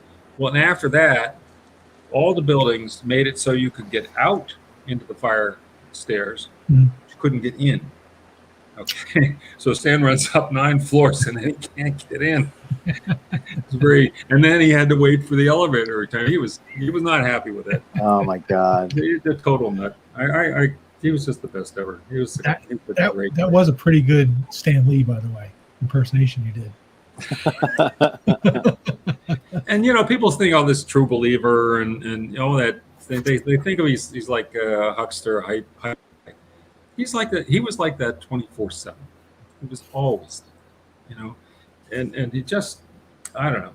He really, he was a good guy, and he doesn't get all the credit he gets is not as much as he deserves. Yeah, I got to meet him back in 2012, and it was really great. I got to take a picture with him, and they were having problems with the camera for like 1 second. So I leaned over to him while they were fixing the camera, and I said, "Long day," and then Stan looked over at me and said, "It's only going to get longer." And I'm like, that's all I wanted. I just wanted that. I had that was my thing with Stan. It was just like that one. So now it's like for the rest of my life, I had my moment because it wasn't just me, click, get out of the room. I actually got to, say something to him in just classic Stan Lee voice. I wish I'd had a tape recorder, to record it, but it was just perfect. And he was a very nice man. Yeah, he was really good to me. I learned an awful lot from him. He really knew his stuff and would help you. And even when I took over, he had already stopped being involved with the comics before that. He was only doing the media stuff, trying to get the media sales. And so he wasn't even on the organizational chart. He didn't have a role with the comics anymore. I had his old job. Right, because he was in California now, and he was doing the TV. He was in New York. He was still in New York? Okay. For the first couple of years, he was still in New York. His whole job was media. He wasn't on that chart. I had his old job. And so anyway, but his office was like 30 feet from where I sat. So you think if I have a question, I'm not going to go ask him. Right. Stan Lee, I don't care if he's on the organizational chart or not. He knows. He knew stuff, and he was an amazing man. He really was. I mean, you stay and listen to him for 10 minutes. I mean, when he was talking comics and talking seriously, and you learned so much. The guy knew what he was doing, and did it with rare excellence. I one time. And he was nice. He'd say nice things to you, maybe a little exaggerated. He was prone to hyperbole, but one time we did a pitch together for Spider-Man and His Amazing Friends. Try to get that on the air. We accomplished that. Mm-hmm. Afterwards, he said some nice things to me about how much I contributed and how I really helped him sell that, and I knew what I was doing. And it comes, and that means a lot. Time I got this award at the Diamond Show. I think it was a Lifetime Achievement Award. I'm like, I'm not through yet. but anyway, I got this award. He got one too, and he wasn't through either. And I think Bob Overstreet. We were the 3 honorees. So anyway, we're talking, and he's saying nice things, and I said, I just got off of a month where I wrote 6 books. I said it almost killed me, and I said, you wrote like 10 a month or 12 a month for 10 years. For 10 years, right? 10 years. I said, how did you do that? And I love this. He said, you put more into it than I do. like hell I do. Yeah. But what a nice thing to say, What a nice thing to say. Oh, man. But that's the kind of guy he was. He was always good to you. He was always, saying nice things, encouraging things, and teaching. Even just talking, it's just talking comics. He was teaching you, and it just miss him like crazy. Yeah. If you guys see the alter ego that Roy put together, there's a tribute to Stan issue. I'm trying to think of the issue. I didn't see the issue itself. The only one I'm familiar with is the one they sort of did for him. Like, it wasn't really a memorial for Stan, but it was sort of like a special event they did in New York for him. I don't know if I ever got that. Yeah, I was invited to that. There were people there who didn't want to see me, and I was not to go. Stan and I left it. Good. Yeah. But at any rate, Roy, Alter Ego magazine, might be still able to get this. He did a great thing. I mean, and of course, Roy's like the ultimate historian. He gets all his facts right. Everything's perfect, and he tells so much about Stan and his life and what he accomplished. Really great piece of work. There's a piece by me in there. Tribute by me. So if you're interested in that, it's there. And it just, I'm really glad Roy did that. Roy Thomas is a gem. He really is.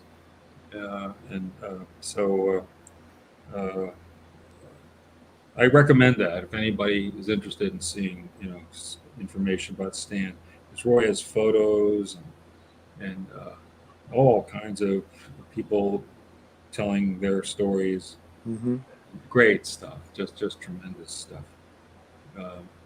So, all right, that's my pitch for Roy. So, I'm sure he appreciates it. He needs it. But, Yeah. yeah. So Roy's a good guy. He's everybody remembers when he got mad at me, and nobody remembers the fact that he came back. And, Right. That you never hear about that. No. Yes. Well, it's people love the big headlines. The retractions are always on page 4. You know how it goes. Yeah. The apology is always buried in the somewhere inside.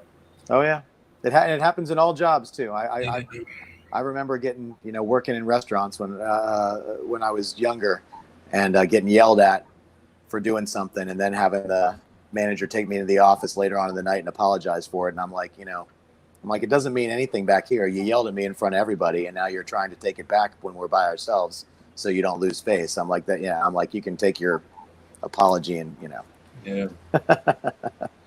Yep, I understand completely. Yeah. No idea. Oh, But, yeah. So I wanted to ask you. You have that Kirby piece. Do you collect any of art from any of the artists? Have you been gifted, or do you buy anything like that? I own very, very little art, and everything I have is given to me. You gotta have a Zec piece, right? You gotta have a Zec piece somewhere, right? No. No? I have a Michael Golden piece. He gave me the splash page of the first issue of the Nom because he was so pleased with the fact I came up with the Nom. I was looking through what we called the bundle every week.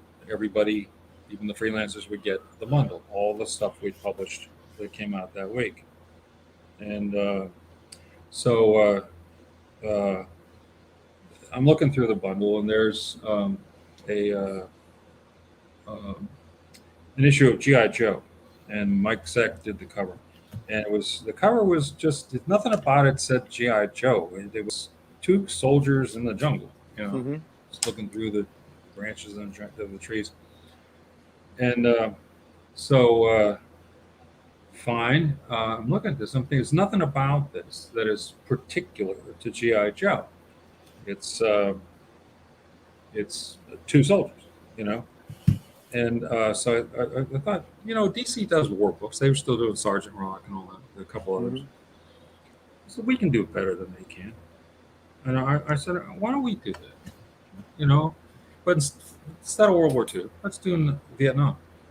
And so I took that cover, which was the two soldiers looking through the jungle, went to the production manager, and I said, Danny, I want you to make a logo that completely covers the G.I. Joe logo, mock up the cover with a new logo. And all I wanted to say is Nom. That's all. He had to finish art out to the edges and stuff. And they did a good job. I had a great production department. My production guys were excellent. So I get this thing done, and we walked into Larry Hama's office, put it down on his desk, I said, "Hey, Larry, what do you think?" And he just takes it and he says, "I'll take it from here." You'll take it from here. Okay, all right, I'll go away now.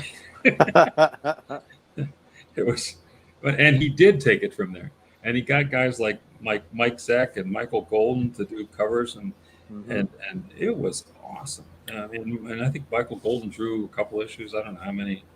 Michael wasn't the fastest guy in the world, so he only did what he could do, but he loved it, uh, and so did Zach and other people. They were really into it, and if I had stayed, we would have done that book no matter what, Mhm. because even if it didn't sell, but it was selling, Right. even if it didn't sell, it's like Fantasia for Disney.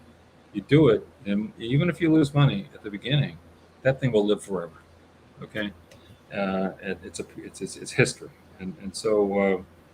But as soon as I left there, I guess it was DeFalco. He wants to put the Punisher into it. What? Yeah. That's just crazy. I can't even imagine what he was thinking. But whatever. And I think that's one of the reasons they lost Larry, because Larry didn't think that was a good idea. But all right, so but the Nom I thought was a great idea, and those first couple issues at least were just tremendous. Um, Larry knows what he's doing, big time. He knows what he's doing.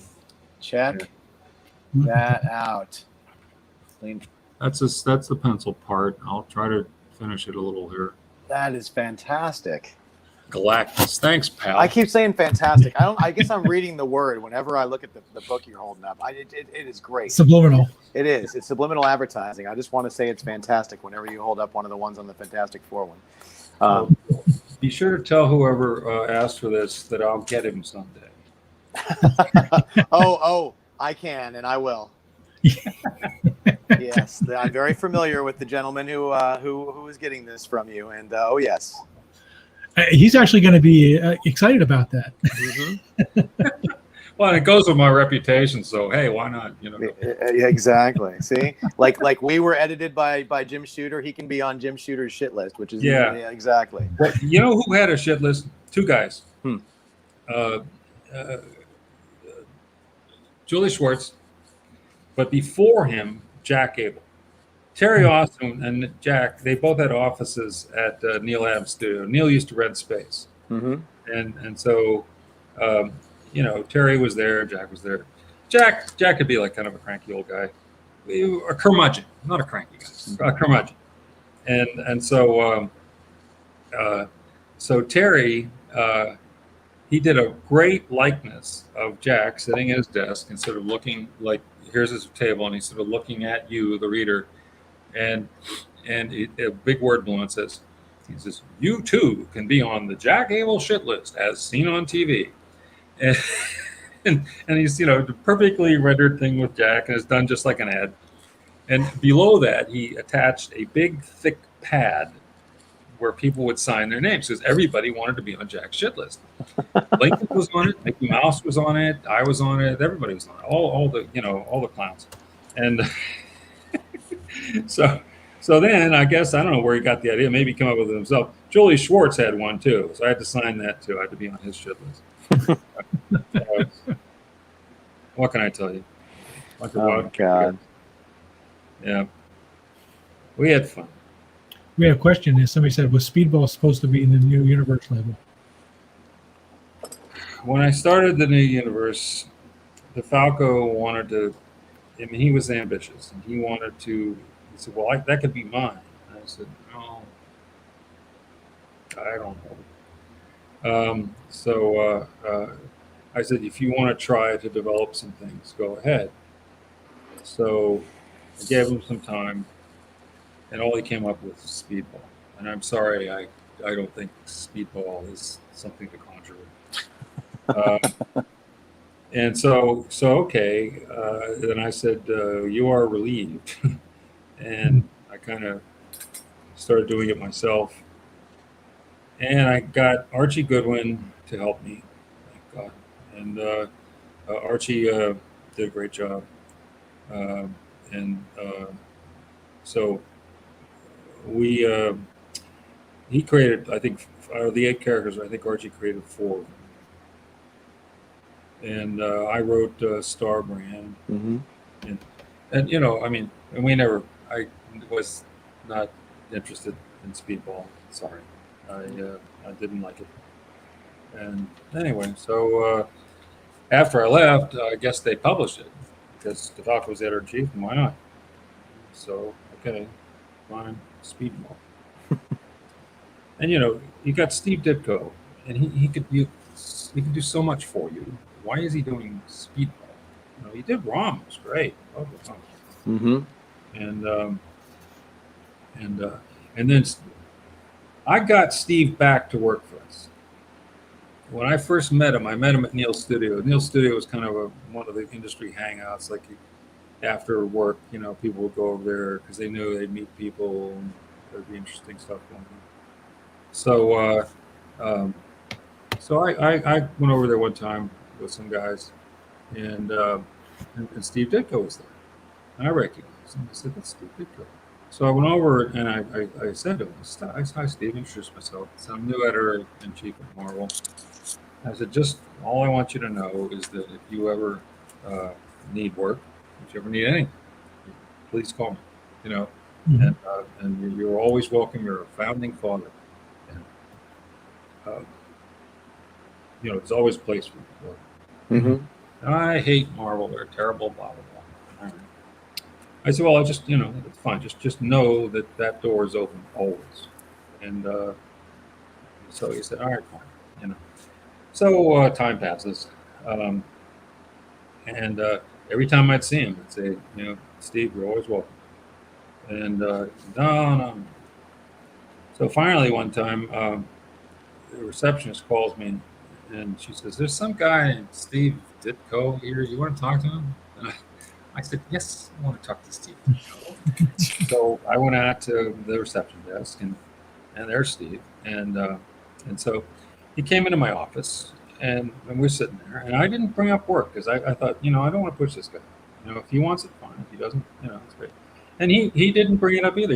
We're just talking about the weather and this and that. Okay. And then finally he says, "Oh, well, I got to go." I said, "Well, you're welcome anytime, Steve."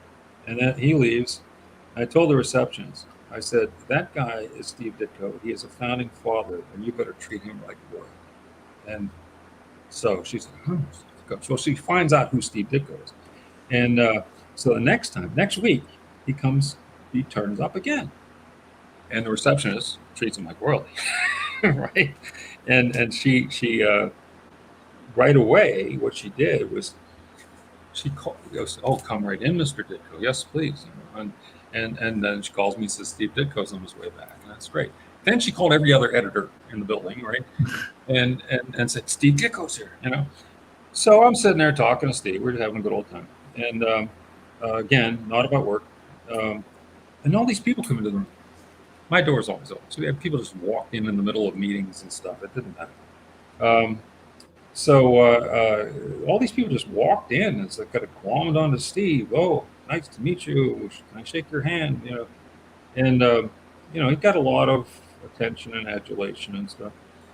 So that was good. And then after a while, he's talking to everybody, and then he finally says, "Well, I got to go," and so off he goes.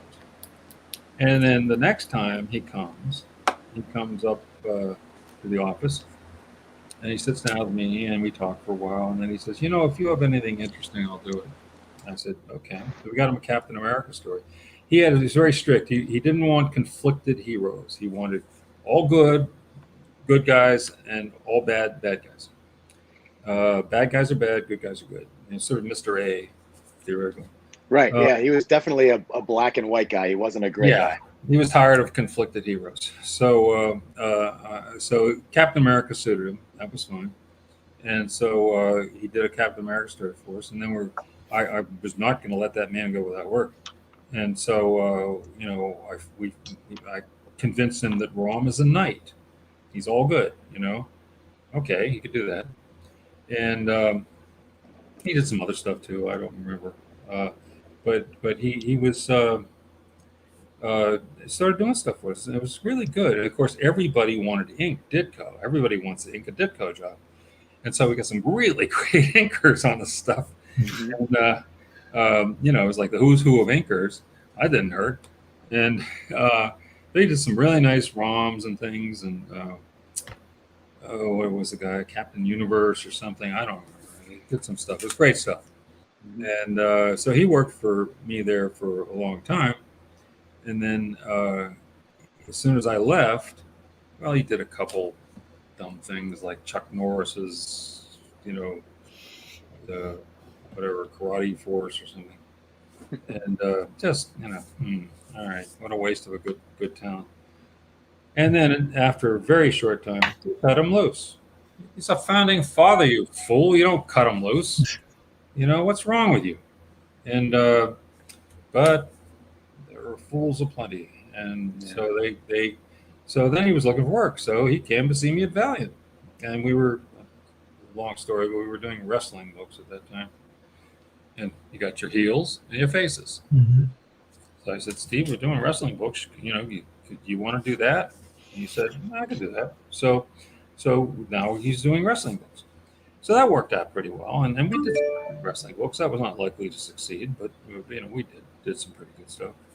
And Steve did a lot of it. And then after I left Valiant, they cut him loose. What's wrong with you people? But then he came to work for me at Defiant. But by this time, he was starting to get some offers and stuff, and Mike Richardson was interested, and there was, it was a situation starting to change.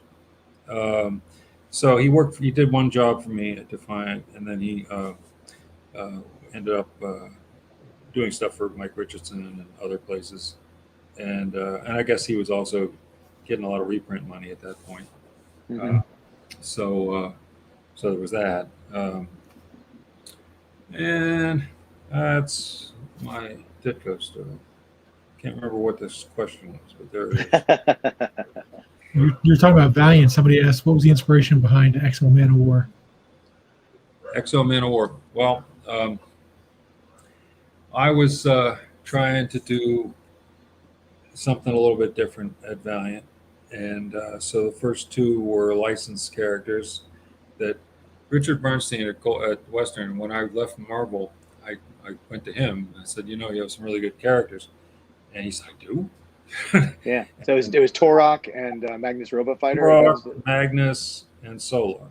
Mm-hmm. And we also had all the rest of them. We had Samson and everything. But the only ones I got to were Torok, Magnus, and Solar. So, okay. He says, I do. And I said, I said, well, I'd love to license them. I said, I don't have any money right now. And he said, I'll hold them for you. He held them for 2 years. He got offers from DC, Marvel, Dark Horse, everybody. And he held them for me. Okay. Mm-hmm. Because he had tried to buy Marvel. And when he was interviewing me during that time, here's another nice thing that was said to me. He said, and I quote, sometimes I think all I'm buying here is you and a bunch of used furniture. And by me, he meant us, the published people, because we were the only things making money. We were the only thing that was cooking. So when I went to him, he's like, he knew me. He said, I'll bet on you. He said, I'll hold those characters. You call me when you're ready. So when I was ready, I called him. I said, Richard, I'm ready. And he said, fine. He said, okay. Pulled his licensing guy. He said, Pizers, come here, make a deal with this guy. Pizer said, deal about what? He's just do what he says. So I named my own deal. Pizer says, okay, what's the deal? And I had those characters, and we ended up doing licensed stuff for. My partner was sleeping with the banker, so I had to do. He was a lawyer. He made deals with himself, and he was representing Nintendo, representing World Wrestling. Anyway, Exo. All right, so now I finally get to do with my superheroes, right? And the first we did Solar and Magnus, and then I wanted to do Harbinger, and John Hartz, the marketing guy, thought that was a mistake. he says they're not even going to wear costumes.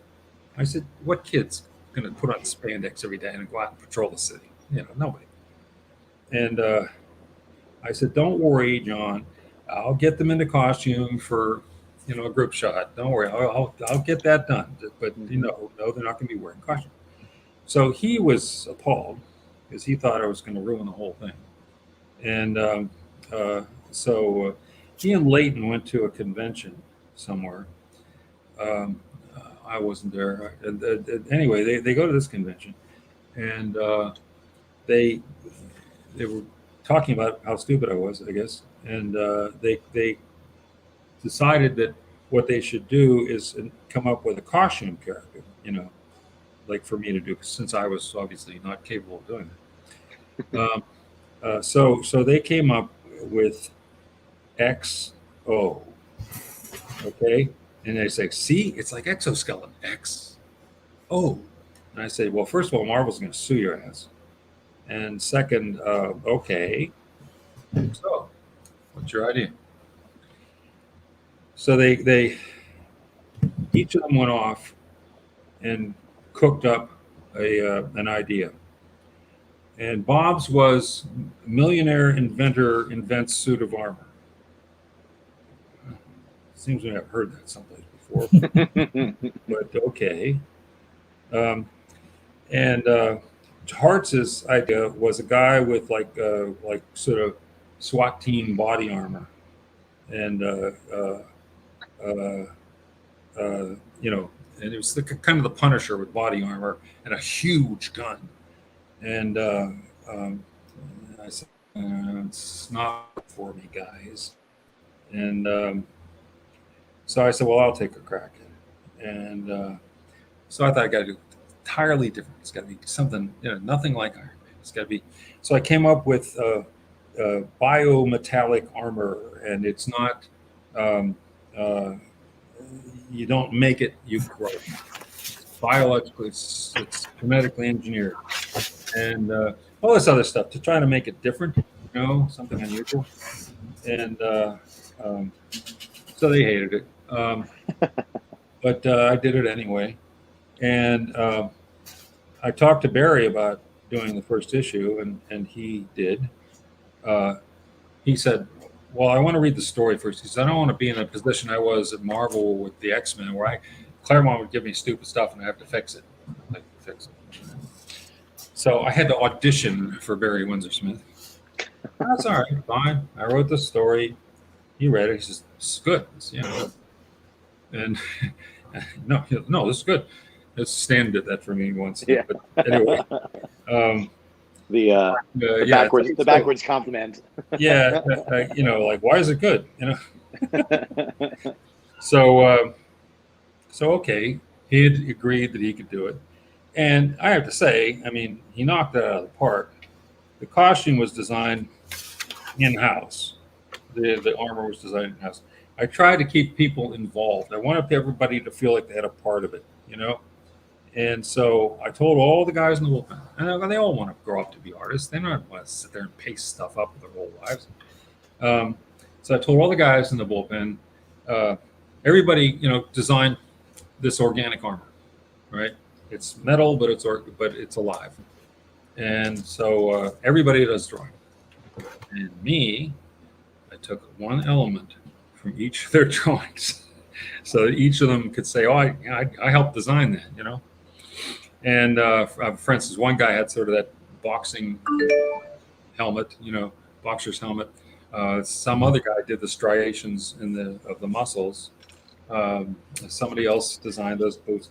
So I put it together, and I tried to make it fit together too. I mean, I didn't just stick pieces on and glue them on. I adapted them so that they would all work as a unit. Bottom line is that we published it. And it was a big hit, and it did really well. I was pleased. I think Barry was pleased. We just that's how it got started. It was really sort of a group effort. I did the heavy lifting, but that was the way it came. That's an excellent. I'm doing the best I can with this, guys. I really am. You're doing great. Oh yeah, that's good stuff. All right. Yeah. Yeah. No, I think it was great.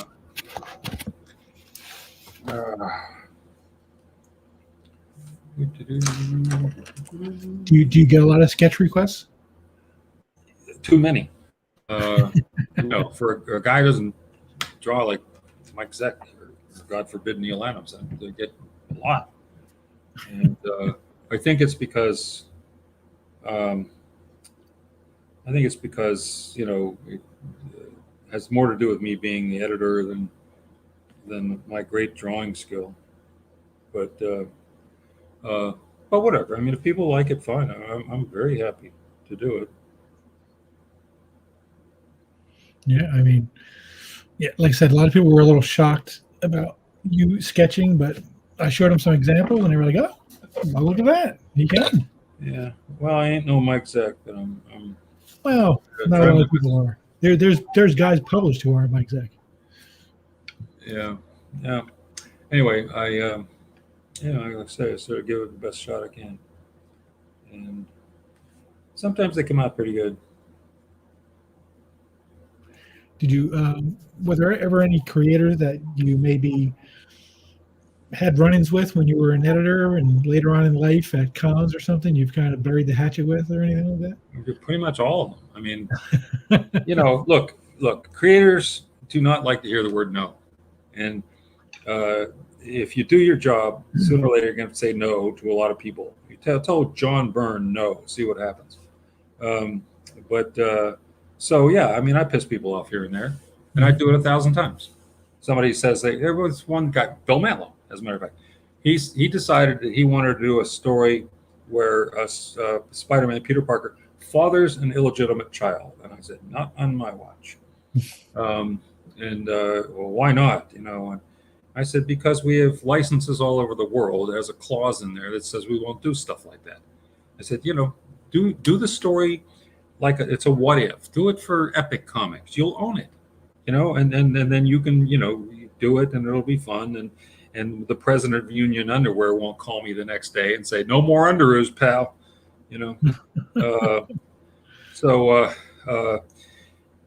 And he was all enraged, and he goes off to a fanzine and does an interview about how I won't give him his creative freedom. And yeah, you're exactly right, Bill, and I do it 1,000 times in a row. Then the article comes out condemning me, and he comes in, I'm going to lose my job. And he says, he does that. Are you going to fire me? I said, no, Bill, but don't do this every week. Well, come on, cut it out. So, but that's, nobody hears about that. They read the article about what a monster I am. A monster. I don't care. I would do it 1,000,000 times. Yeah, I guess you had to make the tough decisions. Well, I mean, the thing is, my job was to protect those characters. Yeah, my job was to protect those franchises. Mm-hmm. And what I tried to do was I tried to be as liberal about that as I possibly could. I wasn't going to Claremont saying you have to do this, you could do it my way. No, I mean, like I said way back when, you get good people, and you don't have to do that. You just all you do is make sure they understand that they're entrusted with this. We're entrusted. It's a matter of responsibility and honor, and you got to do it right. And you can't, just like at Disney, you can't mess with the mouse. You cannot just. If Spider-Man fathered an illegitimate child, that would be an Uncle Ben size mistake. It would alter the life of Spider-Man forever. And think about it. Think of the damage he would have done to some other lives around him. And it just wasn't, it's not, no, sorry, you're not doing that. And like I say, Bill got over it, and even Roy, see, sometimes reasonable people can disagree. When Roy and I had our little falling out, his position was not unreasonable. But I disagreed. And so what happens? Well, I mean, it was basically all he wanted to be a writer editor. I didn't want any more writer editors because they were nothing but trouble.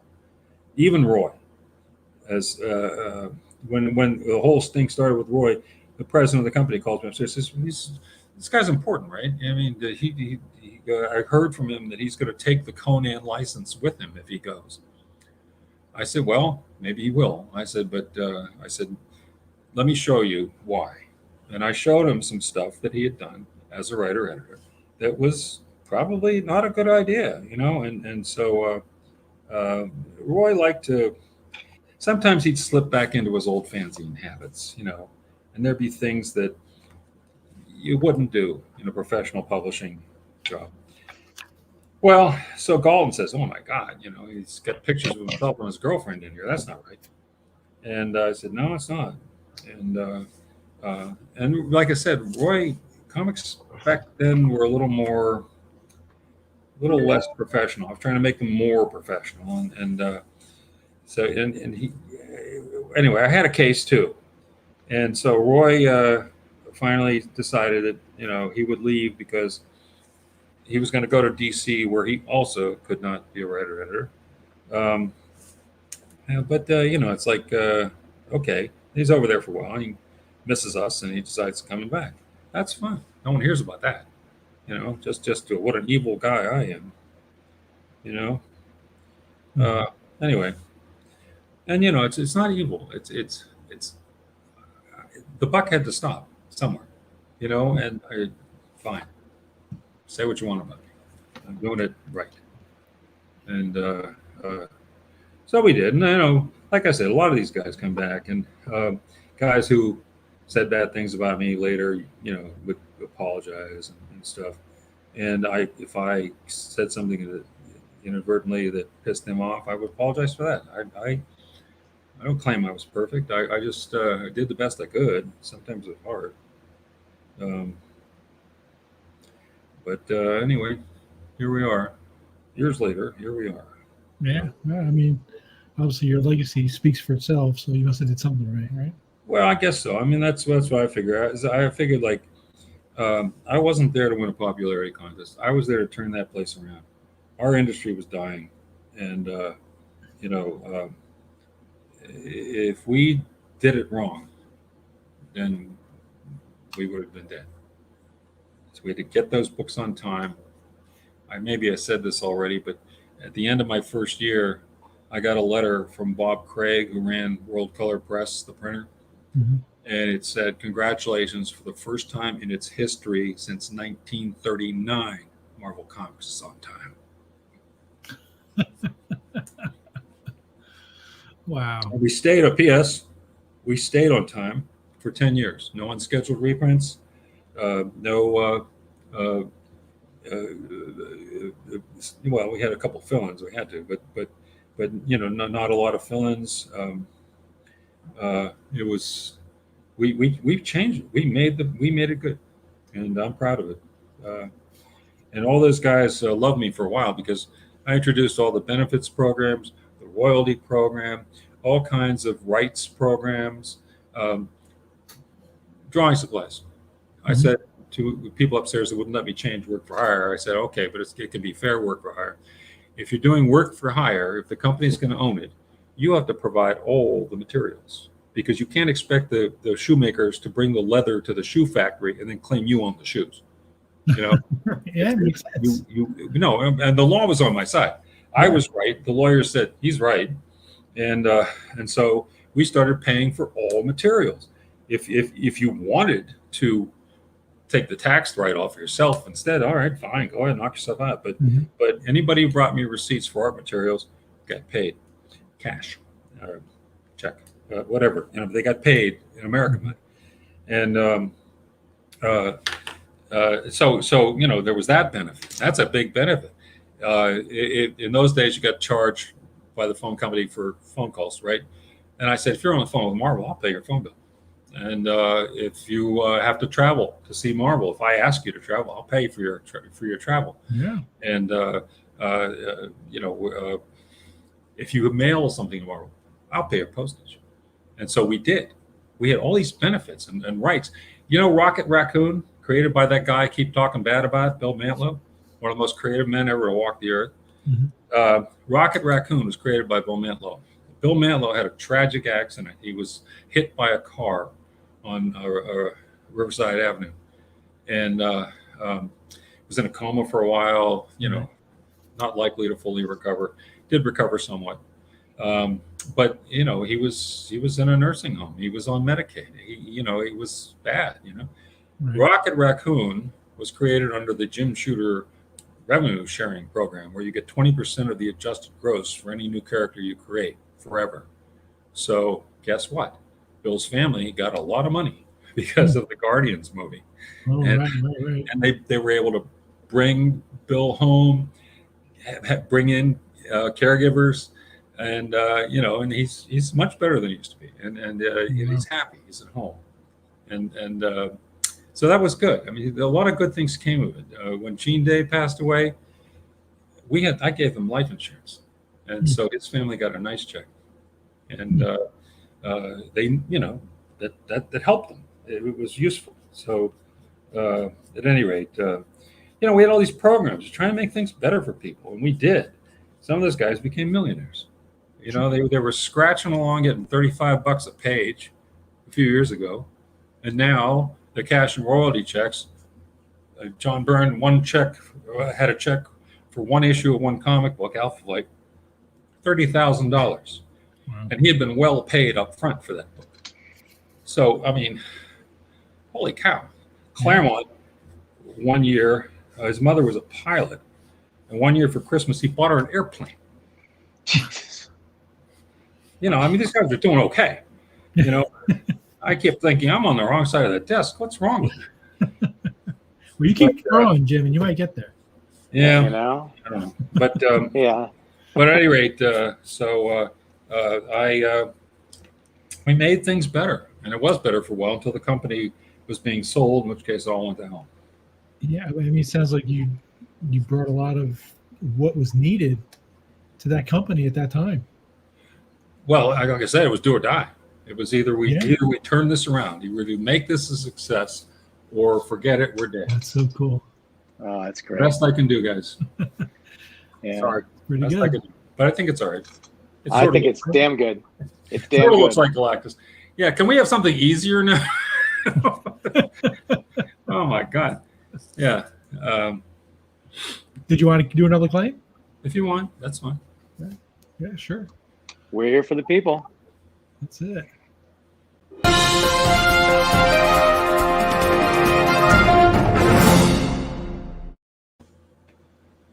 All right, there you go, people. Yeah, we'll see if we get a claim. Let's see if we get a claim for this one. Oh, Somebody asked. He said he was always such a fan of Korvac Saga. Was that your first large event? Nah, well, maybe. I mean, I'd done multiple part stories before. I guess the Korvac Saga went, like 10 issues or something. But yeah, and that was, it was, I guess Roy did the Kree Skrull War and stuff like that. It was the kind of thing you're supposed to do in Avengers. And so I was trying to, do it the right way, and yeah, and then like of course Secret Wars had to be a giant epic, but anyway, yeah. Excellent. Yeah. Now, James got the claim. He said either Hulk or Doom. Doctor Doom or Incredible Hulk? Hulk. We have some Hulk books there, I know. You have Hulk books and we have Fantastic Four books, so it can go Yeah. either way, people. and Secret Wars. I mean, Yeah, well, yeah, Secret Wars Doom would fit good on either one of those. So would Hulk, actually. yeah. That that's probably the most iconic cover to me is the Hulk holding up all the Earth with all the heroes below him from Secret Wars. Holding up a mountain. Yeah. That when I Right. saw that cover, I can remember when I walked into the comic book store and saw that cover, I was just like, "Oh my God!" If the Hulk is holding up a mountain, he's really peeved. That's right. Yes. Yeah. Why isn't anybody helping him? Is all I could think of. Yeah, you know. Now you think Thor could pitch in a little bit, huh? Yeah. Right, exactly. But that was fun. That was great. I designed that cover. I think Leighton maybe drew it. I think. Yes, Leighton. There was a Leighton drawing. I don't know. Yeah. Did you have a lot of input in a lot of the? Did you do your layout thing for the for any of that, or did you let Mike and Bob go nuts on it? Or when I came to Marvel, I kind of inherited Marvel's style, where you write a plot, let the artist tell the story, and then you go back and fill in the dialogue. And I kind of, that was kind of. I wasn't going to just change it on a whim. That's how people like to do it. And I said, all right, fine. That's what we'll do. And so I did it that way. Secret Wars with Mike drawing it, he had only done single character books before. Master of Kung Fu, Captain America, and it was kind of new to him. And so to help him, for a number of the issues, I did my little scribble sketch layouts for him. You don't have to give Mike much information. Just give him, tell him what he needs to know, and then he'll take it from there, So I did that only on Secret Wars. Occasionally for other things, but usually just for a page or two to help some artist with a tough situation he couldn't figure out. I did, however, one of the jobs I did when I was associate or like a freelance job was I plotted the Spider-Man daily, the newspaper strip for Stan. He didn't want to work that hard anymore. He wanted someone else to do the plots, and then he would or John me to draw the art, the dialogue.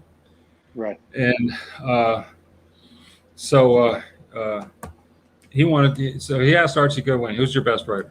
And Archie said the politically correct thing, which was Len Wein, who used to be editor-in-chief. I mean, maybe he was, could be. Len didn't work out. Stan fired him, not from the company, from the strip. And because he just apparently didn't know strip technique that well or something. Okay, so then Stan says to Archie, "Who's your next best writer?" And Archie gives the politically correct answer, which is Marv Wolfman, who had also been an editor-in-chief. And so Stan asks Marv. Well, Marv just saw his friend Len get embarrassed, and he said, "Oh, I don't think so." So now Stan goes to Archie, says, "Give me a list of all your writers in order, from top to bottom." So Archie makes a list of 33 writers and puts me number 33. Why? Because if he puts me ahead of Claremont, then Claremont gets pissed off, and it's going to leak out. It is.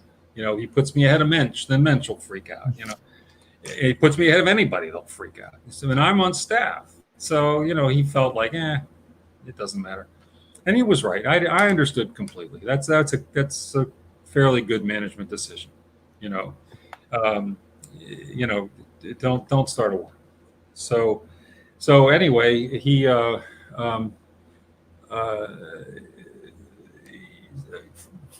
Stan calls 32 people, and 32 people turn him down. And now he's down to me, right? And so he calls me in his office, and he didn't really know much about my writing or anything like that. And so he sort of looks like he has a headache, And he says, "I'm looking for someone to plot the strip." I said, "I'll do it." And he's okay. And then he starts explaining to me like I'm in kindergarten how you do a strip. I know how to do a strip. And anyway, I know Stan. Yes, I got it, Stan. All right, yeah, I got it. I know. And so anyway, he thought number 33. This guy must be awful, And so okay. I go home and I write the first story outline and bring it into him, and he's got the headache look again, And he starts to read it. He's reading it. He says, "This is good." And I said, "Yeah, I know." He said, why is it good? And I said, I know what I'm doing, Steve. I know what I'm doing. And so he said, oh, okay. So we start working that way. And the thing is that John Romita John thought he was drawing a romance strip. Let's just call a spade a spade. I mean, he wanted to do romance. He wanted to do pretty pictures of Mary Jane and stuff like that. And oh, by the way, he swings on a web sometimes. And Stan wanted to do an adventure strip. I mean, he wanted plenty of romance in it, but he wanted to do an adventure strip. And so after a couple of tries, Stan says, he's not, these aren't coming out right. Maybe we need to plot them differently. And I said, how about I do layouts? And so I started I'd explain what was happening in each panel, and for each panel, I'd do a little layout. That way, Stan, he could write the stuff right from the my layouts. And he did. So he scripted it from my layout. So it comes to John all at once, and now John has a very clear picture of what it's supposed to be. And John was mad at me for 5 minutes because he's like, well, I don't need some kid laying things out for me.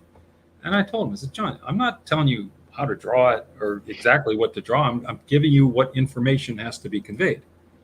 Do whatever you want. That's not up to me anyway. Say, oh, all right, and I see. All right.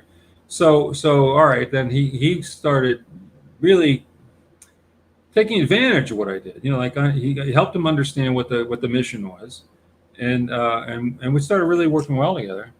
And I did that for almost 2 years. And so that was where I did layouts mostly. Those few incidences. I'm pretty good at it. I mean, if I have to finish it, if I do the layout and I have to draw it, it's not going to be as exciting as if I lay it out and Mike draws it, because he'll fix it. Like Gil Kane, he didn't do what I did literally. He said, all right, I get the picture. We'll do this. And Kurt Swan and all the really good guys. They used that as an informational tool, and then they did great stuff. And that's exactly what was supposed to happen. So anyway, all right. I did do lots of layouts for covers and things. And once again, the great artists then they'd see what I was trying to accomplish and they'd get it done. One of Neil Adams' first jobs at DC Comics was drawing covers from my designs. We were friends right away. He liked my designs, and boy, what he did with them, it was almost like he was reading my mind. Like I'd think of a picture and I couldn't make it come out of my hands, but I'd get it down well enough so he'd say, oh, I know what he wants. One drawing I wanted was kind of a forced up shot where you can see the floor, but you're also looking up. It's a forced perspective. Okay. Mm-hmm. And I had it pictured in my mind, but I couldn't make it come out of my pencil. And Neil took one look at it. You know exactly what I wanted. And he nailed it. I mean, it was just like the picture was in my head. He did that again and again and again. And whatever he did, he'd bring something to it. He'd make it better. And that's how it ought to be. That's great. Yeah. Honestly, it reminds me of that was one of the things I could never draw, but I loved commissioning artists and not telling them exactly what to do, but giving them sort of an idea of what was in my head. And it was always amazing because it would be like, oh my God, like that's what I had in my head in your style. And it would just blew your mind. That's why I still to this day, I love like doing convention sketches and over like, or commissions over buying, finished art, because finished art, as wonderful as it is, it's already done, but having something out of your head, just go in and watch somebody else do it and create it is just amazing. I think I should have been a rush. I should have been an editor. I think Yeah. No, I was talking to Steranko last night, I guess, and we never actually worked together, but we have designed things together, sort of. I mean, at Broadway, he was giving us some input, and I got given him the my speeches sometimes. Mm-hmm. Yeah, he's a great artist. Doesn't need any help from me, but right. Talking to him, you learn stuff. Anyway, and it's to see anything you ever said take form in the hands of a great artist. Mhm. All right, it's coming. Trust me, it's coming. No, you're fine.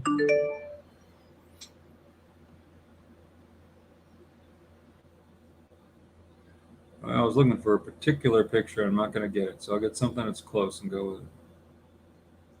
Which one are you going with? I wanted a good headshot of the Hulk, and there's one I know I remember in particular. I was trying to find that, and it's not easily available. So which Hulk artist is do it you was Kane and Jansen who did the most intense Hulk you ever saw. I like Kane and Jansen. They did it on What If #3. Great stuff. It just there's a face of the Hulk that's just killer, and I wouldn't be able to do it, but just looking at it for inspiration would be great. But I found something useful here, so I'll go with useful. Of course, that means more of it is me.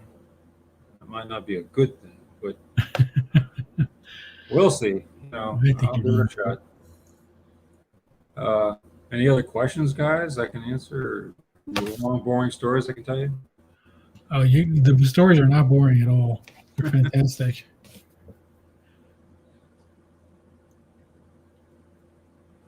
I could listen to the stories from the Secret Wars. I mean, that was probably the first time in my comic book reading that I really got hooked into a story. Oh, thanks. It was just so well done, and I actually recently reread it, maybe about a year or two ago, and I mean, it still holds up. It's still it's still a great story, and I mean, you can see elements of even stuff that they do in the MCU and things like that in there. And well, I had a guy recently. I was somewhere and we were talking at a convention or something. And he said that sort of the way he judged books was by readability. That if you could read it again and it still worked, or you liked it, that that was a good thing. And he said that Secret Wars he could reread it again, and it held up, like you said. Which that's what I was going for. And you try and try. Maybe once in a while you win. Did you do the Secret Wars 2 also? Yes, that was me. Yeah, I tell you, Secret Wars was tough, and like I said, we started behind the 8 ball. You always do with stuff like that. And there's 2 ways to do it. You can then do it quick and sloppy, or you can stay up late and get it done and do it right. And this I'll say for Zek and Beatty, they stayed up and late and got it done and did it right, and me too. And I had a full-time day job, and then I was doing that too. So it wasn't the easiest thing in the world. By the time we got to issue 12, I was pretty worn down, and so I thought, and I already had Secret Wars 2 kind of all planned out, and so the president of the company calls me up to his office, and he says, that was great. Now, he didn't mean the book, because he never read the books. What was great was the balance sheet. What was great was the money, and the sales were astronomical. And was it a hit right off the bat? Oh yeah, it sold, I don't know, million and a half copies back in the day when Superman was selling 90,000 copies. Right. So anyway, so he said, "That's great. When can we have the sequel?" I say, "Well, I need a little rest. Maybe start on about June. This is January." And he says, "No, you starting it right away. I want those revenues this year." I'm like, you and your revenues. So anyway, he insisted that it come out like early in spring, like once more onto the breach.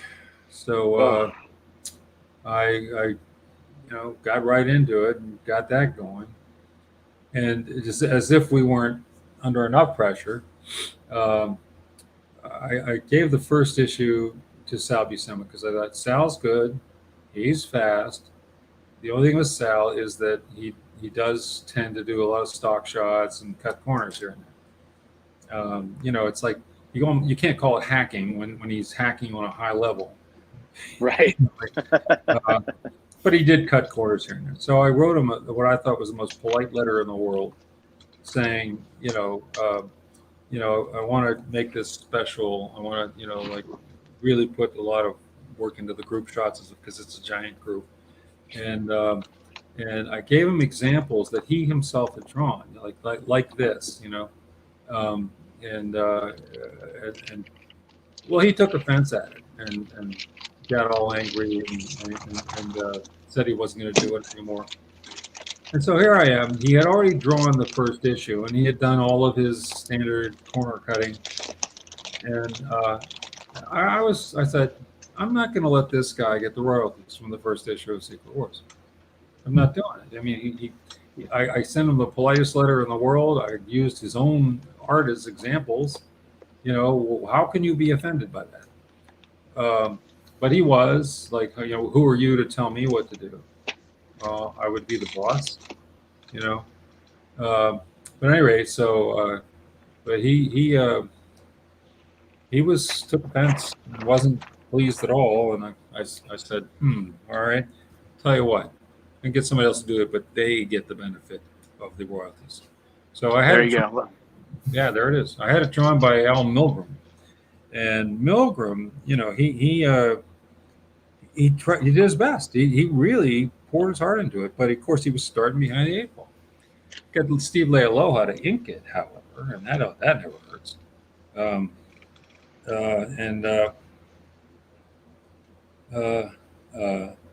So it came out looking pretty good. Now it's a little cartoony, but I'm all right with that. I don't care about style. I care about telling a story, and is it convincing? And it was. And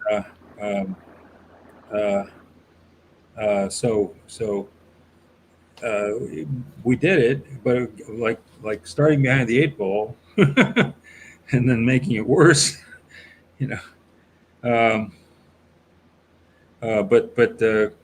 But they did it. They pulled it off. They got it done. And it was really, I thought, really pretty well done by those guys. My part, you decide. But they knocked themselves out, and I think they did a really good job. And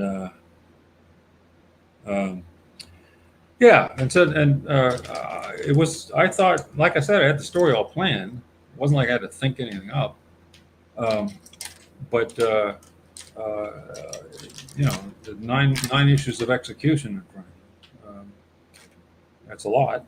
And right. Yeah, we did it. We pulled it off. I thought it came out. It came out the way I wanted it to. Whether that was any good or not, that's up to whoever reads it. But it was pretty much what I wanted. And those guys, every time Steve Leialoha sees me, he thanks me for Secret Wars 2 because they did real well, and they got good royalties and stuff, So they were pretty happy, and I was happy with what they did. They thought they were doing great. Anyway, that's it. I mean, I invented the branching thing. So I didn't want to do the same thing twice.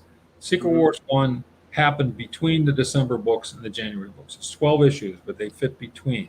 Spider-Man has a red and blue suit in December, and he comes back from Secret Wars with a black suit in January. Now, the period in between was longer than a month, but still, the whole storyline of Secret Wars theoretically took place between December and January. I didn't want to do that again. I thought there must be some other way I can do this. And I thought, I know it will be contemporaneous. And what I'll do is I'll branch the story into whatever characters appear in Secret Wars, the story branches into their books. Right. And so like X-Men and Power Man appear in one issue, I think. And so in the X-Men and Power Man, and I think a couple other characters in the books that month, it's a Secret Wars spinoff, sort of. Right. Oh yeah. And- In the top, in the corner, used to have that triangle that would say "Story continued from Secret Wars 2" or something. It would say something Yeah. like that. So you were almost compelled. You're like, oh, if I don't get this book, I'm going to be missing what's going on in this story. And I remember that because like drive your parents nuts, because now you didn't just have to buy Secret Wars, you had to buy every single Marvel comic because you didn't want to miss out on what was going on, because Yeah, it was but all part of the story. the thing is, it worked. People tried books that they otherwise wouldn't try, Mm-hmm. and so the sales jumped up on those books, and sometimes they didn't go back down. Almost always they didn't go back down. They stayed high because like people Right. discovered that they do like Power Man, Mhm. and what happened on that is the Secret Wars 2 sold almost as well as Secret Wars 1, but all the books that it tied into, the lower tier books tripled or better in sales for the crossover issue. Mhm. The middle range books doubled in sales Hmm. for that crossover issue. And the X-Men went up about 50, 75%, because it was everybody already bought the X-Men. So, Right. so anyway, and like I said, people tried Power Man and said, it's pretty good. I should be buying this. And so we Right. had, like sales went up all over the place. So you'll notice that in Crisis, the first book of Crisis, the first issue of Crisis came out on the same day as the last issue of Secret Wars 1. Okay? Same day. And so now all these comics are, of course, solicited way in advance. And so they knew what we were up to like 4 months before it came out on stands. So you notice that right somewhere in the middle of Crisis 1, they start doing the branching thing. This must be a good idea. They really like it over there. Right. Yeah, but so we were pretty happy with it. It did pretty good, and we're very happy with it. So after that one was done, did the bigwigs say, "Oh, we love that book even more than the first one. When are we going to get the next one?" Or did they actually let you have a little bit of a That break? was about the time it was getting ugly there. Done. See, when these guys decided they were going to sell the company, it became a real war between me and them, because they eviscerated our healthcare insurance. They undid some of the benefits things I'd introduced. They took away our life insurance. They took away our 401k matching. They cashed out the pension plan. They were doing anything they could, because if you know anything about business, a company like Marvel is sold for a multiple of its bottom line, its earnings, Mm-hmm. a pre-tax profit to be specific. And so the thing is, the more money you can put on the bottom line, either by saving money, by say Mhm. cashing out the pension plan, or by getting additional revenues, the bigger multiple you get. A company like Marvel, you might get 25 multiple. In other words, whatever your pre-tax profit was, say it's $10 million, you might get $250 million for the company, right? Because you get a multiple of the earnings, and so they were doing everything they could to save money, and it kind of really screwing my people. They even wanted to eliminate the royalty plan retroactively, and I got into a screaming argument with them, and I said, I'm leaving this place. I'm going to find a lawyer. I'm going to sue your asses, class action suit. Blah, blah, blah. Right. And the lawyer down the hall hears me screaming, and he comes out of his office and he comes over to the executive vice president, the financial officer, and me, who are screaming, having an argument, and he tells them, he's right. You can't do that. You can't do it retroactively, because those people did that work believing they were getting royalties. Mhm. Royalties lag by 9 months. So you can't retroactively, eliminate them. You can't do it. It's that would be bad. So they weren't pleased, but they couldn't pull that evil scheme. Right. And um, but that's the one fight I won. But at any rate, um, they were just eviscerating the place, and I became a labor leader. I'm fighting. Walt Simonson comes to me. He says, here's a French edition of Star Slammers. Where are my royalties? And I said, I'll look into it. Go upstairs. I find out that they have decided, without telling anybody, that they're just paying foreign royalties. I said, it's company policy. You can't do that. It was signed. We have a contract with those people, and so Barry goes, when they come here with their lawyer, maybe we'll talk to them. And so now, if I get downstairs, I tell Walt, oh well, you have to come back with your lawyer. He quits and he goes to DC, and then it's Jim Shooter's driving talent away. Yeah. I mean, just couldn't win, and so I became like a labor leader, and I was very unpopular with management. They did everything they could to make me unpopular with the staff too, because I mean, they were afraid that if they didn't and I left, or they got rid of me, that people would come with me, and I didn't want that to happen. So they were trying to alienate people everywhere they could, and so I became the pariah of comics, which that was what they were going for. And That's great. you like it? Yeah. Best I can do, guys. Best I can do. But anyway, so that was that, and whatever. I mean, they did get rid of me, and then they sold the company before they got rid of me. Jim Galton promised me the world. He said, look, we just got to sell this company, and us 6 guys can cash in and be millionaires. And if we have to screw you a little along the way, but just stick with us, Jim. He said, I promise you, the day we sign that deal, we'll fix everything. I said, he'd never lied to me before. Galton was many things, but he never lied to me. And a couple times he stood up for me. When Roy was going to quit, he demanded a meeting with Galton. When Roy walked in the room, and I was there as well, he was like, what's he doing here? He's my editor-in-chief. So Roy said, well, I've reconsidered and I will sign the contract. Galton says, it's the most reasonable man on earth, Jim. Go downstairs and sign a contract. And they said, but I've also already signed a contract with DC. Galton says, I should charge you for wasting my time. Get out of here. And so Roy leaves, and Galton turns to me and says, I will never doubt you again. And when the Superman Spider-Man series, the crossover series, when the X-Men Avengers, the DC just did a lousy job. And I said, you guys got to do it over again. And they were fighting me tooth and nail. And,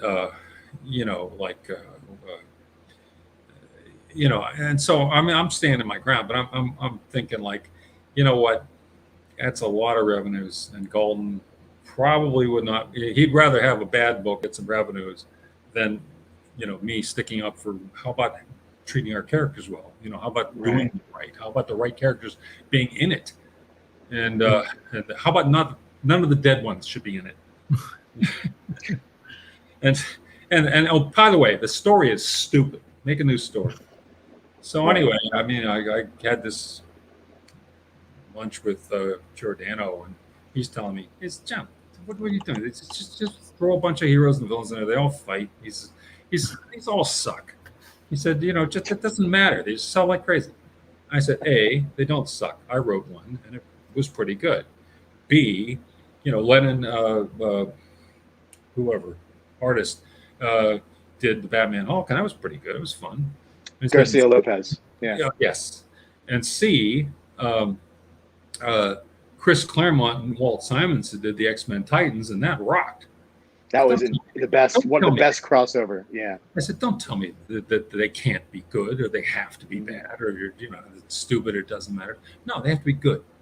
And so I go back to the office, and I'm starting to get cold feet because, like I say, I thought, Galton probably would just rather let him go and do a bad job and then have the revenues.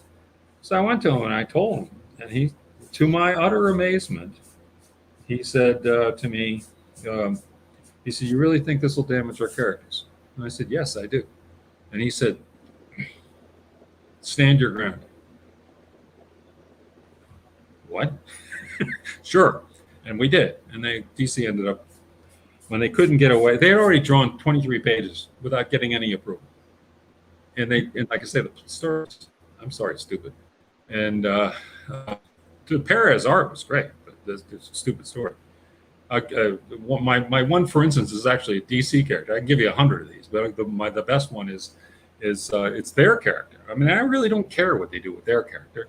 Mm-hmm. But it's just an example of how stupid some of this stuff was. They had, for some reason, the Avengers go to the DC universe, and the DC guys, the Justice League, comes to Marvel universe, and they're fighting Time Master and Kang. So they're going back in time, and so Superman somehow ends up on the world ship of Galactus. Remember, this is in the past, and so he's walking around the world ship of Galactus, looking around. And he comes to this giant wall that screens, and it's a menu. It's all the planets in order that Galactus has lined up to eat. All right. And the number one planet, the next planet, is Krypton.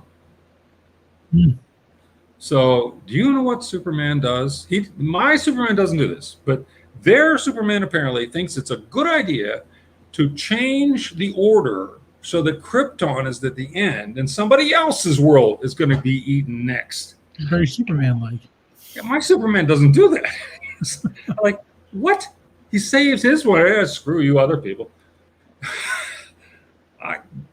No. Yeah. No, but like I said, I mean, if that was the only problem, that's fine. It's their character. They want to screw it up. Fine. Nothing I can do about that. But they had the same kind of things with the Marvel characters. And the dumb thing comes at the end is they're worried that this glowing ball is going to destroy the universe. They've been telling me the whole issue, this glowing ball, if it gets to the beginning of time, is going to destroy the universe. And the Avengers and the Justice League, I guess, have taken care of Time Master and Kang at this point, and they arrive at the glowing ball, and kind of for no reason start fighting each other. Okay. So they're fighting each other. And then Green Arrow takes a pointy arrow, okay, aims it at Hawkeye with intent to kill. My Green Arrow doesn't do that. Hawkeye takes a pointy arrow and points it at Green Arrow. Pointy arrow, intent to kill. Okay, they fire their arrows. The arrows meet tip to tip, point to point, and ricochet at a 90-degree angle. Now, physics says you're wrong. The two arrows strike this glowing ball that has been supposed to destroy the universe when it gets there, when it's just been sitting there ever since. They strike this thing, causing the glowing ball to explode. But it doesn't destroy the universe. It just puts it back the way it was. Now, that is the most meaningless story you've ever heard. I said, no, we're not. This is crap. Give me a break. And no, they weren't going to give me a break. And so then they tell George Perez a pack of lies, like, oh, that evil shooter, everybody knows what a megalomaniac he is, and he's a control freak, and so George believes him, and he quits in a huff. And so then they threatened me with Don Heck. Well, I'll just get Don Heck then, like as if. I said, fine, Don Heck's a good artist. And that didn't back me down. And then they finally just said, we don't want to do this anymore. We don't want to play with you. Yeah. Stand your ground. That's Yeah. So anyway, it's the best I can do. Yeah. very. I think it's great. Great, thanks. Yeah. Somebody said they thought it looked like Herb Trimpe. That's good. That's a good compliment there. That's pretty good. I'd Yeah. settle for that. For sure. Herb Trimpe. Wow, that's pretty good. I'm gonna make the eyes just a little bigger. Sure. Got a few questions from Okay, people tell asking me you how about this- your Is that schedule. better? I Yeah. made the eyeballs just a hair bigger. There you So go. you think that- Yeah. All right. Okay, I like it. there we go. You said you had some questions, Ken, from the crowd. Some people are asking about like your schedule. Someone said you're appearing this weekend at a show or a conference. Yeah, it's in Boxborough, Massachusetts, which is like 30 miles from Boston, Right. and it's I think it's the New England Comic Show, Comic Con. He asked if you're going to be there Friday and will you be sketching? I'll be there Saturday and Sunday, Saturday and Sunday. and it's hard for me to do sketches at shows because I have a lot of people who just want autographs or just want to talk, and you can see how much difficulty I have talking and drawing at the same time. Anyway, if anybody wanted to leave them with me, and I'll take them home and send it back to them, and I promise you I will wrap them tight like the armor plated. If anybody wanted to do that, then that might be okay.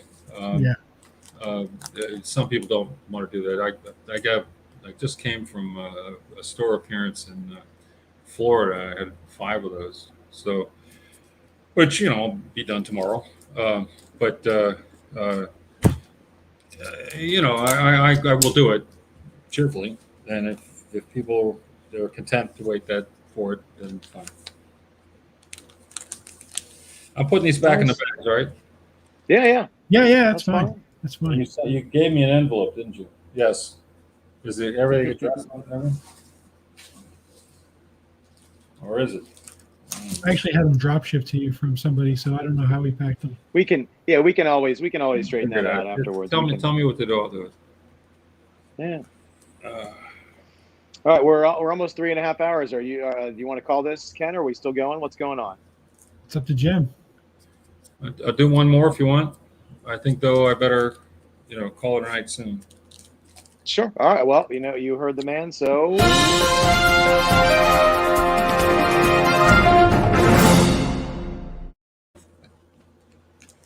Boom. So that's how it goes. So let's see if we got anybody else who's on who still wants one. Nope. There it is. Mr. Arenga.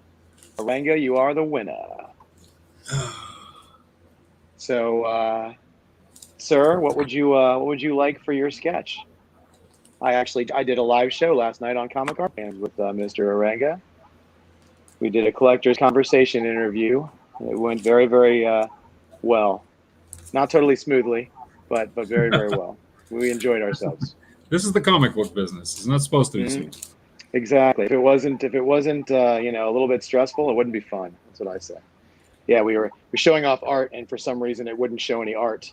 So I'm literally describing art for 5 minutes while they figure out what's going on. So it's just me talking, describing I have it. a little PowerPoint they take to conventions, and part of the deal is that they're supposed to provide the equipment to project it on a screen, and no one ever does.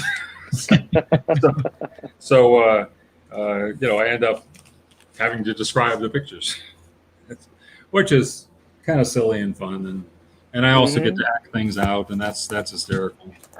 Yeah. Well, see, the joke for me is that this show prepared me for it, because all I do is try to make sure. I usually don't have wonderful guests that are as loquacious as you are and have incredible stories like this. So usually it's just me trying to fill empty voids. So I was like, my whole 4C life has led to this moment where I can just ramble on for 5 minutes, until they figure out what the problem is.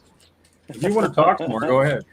Oh no, I some people came on earlier and they were like, Jeff's on 2 nights in a row, and I was like, I know, I don't think I've talked this much in 2 days since I was in grade school. Now these blanks, I send these back to you, correct? Yeah. Yep. Still some here. Yeah. And I sent you a bunch, I know, but yeah, there's a whole bunch. I'm not likely to do this many. Yeah. You never know. Well, Arenga said that he would love to have another one of your Black Spider-Mans, if that's all right with you. That's great. That's good. I think I can actually do that. And Arenga, do you want that on Secret Wars? Do you want that on a Spider-Man book? What do you want that on? He's got all kinds of blanks here. So if you have a preference. I guess I do.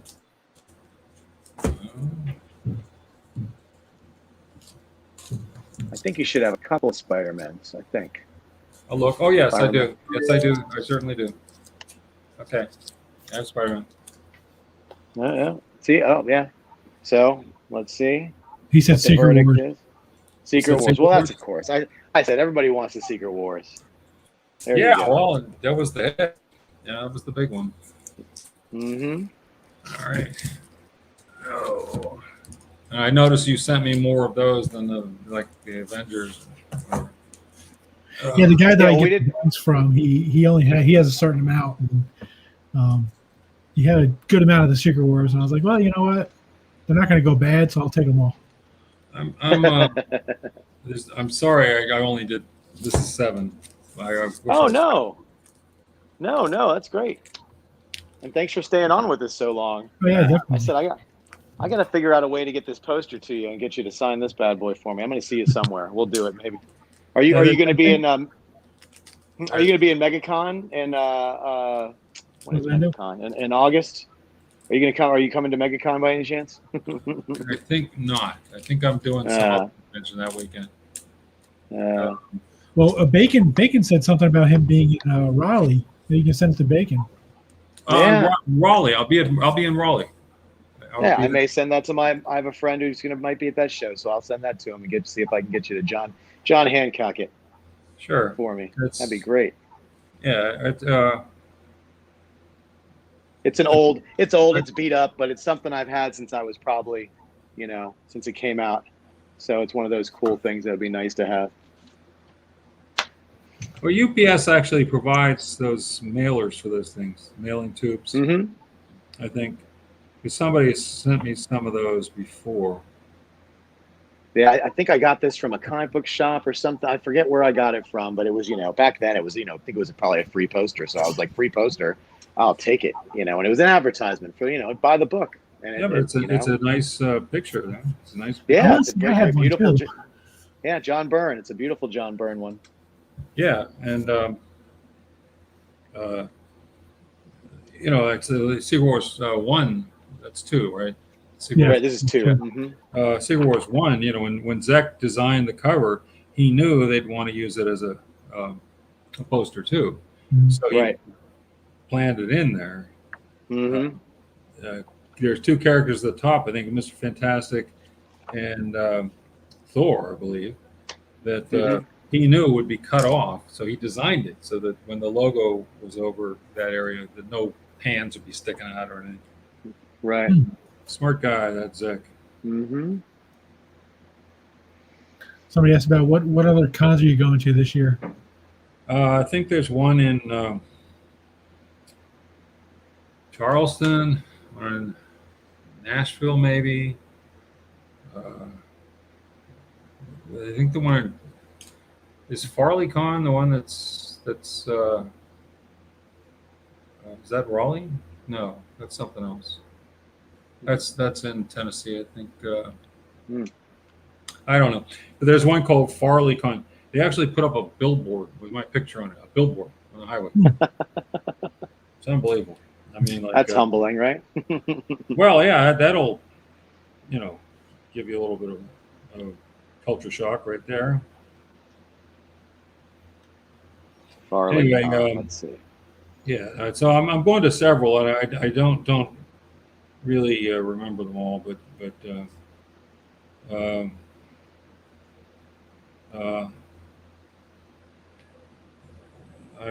their conventions are starting back again.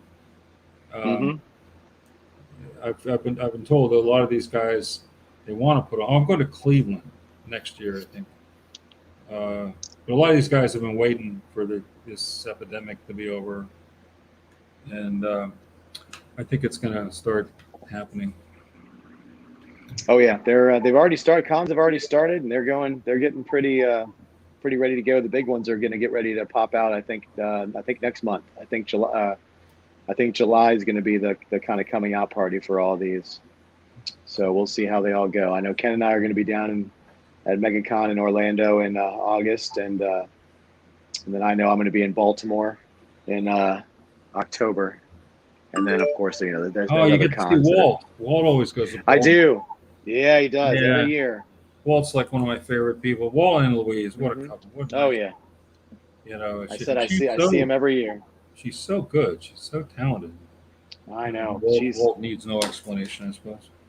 Mhm. But yeah, they're great people, and I always had fun in Baltimore. Uh, I got to do introductions at the Harvey Awards. That was kind of cool. Mhm. So I've had good times there. I was sitting with went down there one time a little while back, and I was in the gathering just after the show ended was the bar at the particular hotel I was in, and that's where they put us, all the artists and writers and everybody. And so I'm kind of waiting around in the bar for friends, and Joe Jusko and Bernie Wrightson, they were sitting over in the corner. I didn't even see them, and they came over and dragged me over, sat with them, and they were, we talking about the old days. They were saying we just didn't realize how good we had. I said, you're right. I had no idea. Oh. I just going to work every day doing my best, but we really had it good. It was really a good thing. So yeah, the Baltimore's always been special to me for reasons like that. They had a lot of comic book guys and a lot of great comic book guys. Walt, you could count on. Mhm. Of course, you get Walt, you get Louise. That's a bargain. Oh yeah. We always had a great time. It's a good convention. Good. It is. It's a really good show, and they get a lot of quality creators, and it's very, it's a really nice show. It's family friendly typically, and it's mostly about the comics, and yeah, it's always good I always see lots of good friends there, and it's nice. It's not really a local. I mean, it's still about an hour away from where I live, but it's close enough to where I can drive. It's not one I gotta fly to. It's right there, I think, by Camden Yards, I think. Mm-hmm. Yeah. Yeah. And so it's in a nice little area there. There's other stuff. In Inner Harbor. Oh yeah, you get it's great. You could bring the whole family if you wanted to give them something else to do if they don't want to go to the show. There's always baseball games. Sometimes there's football games that time of year. Yeah. There's the aquarium, which they're famous for. So it's always a nice area. Yeah. Yeah. Jeppy used to be a part owner of the Orioles. Steve Jeppy, the distributor.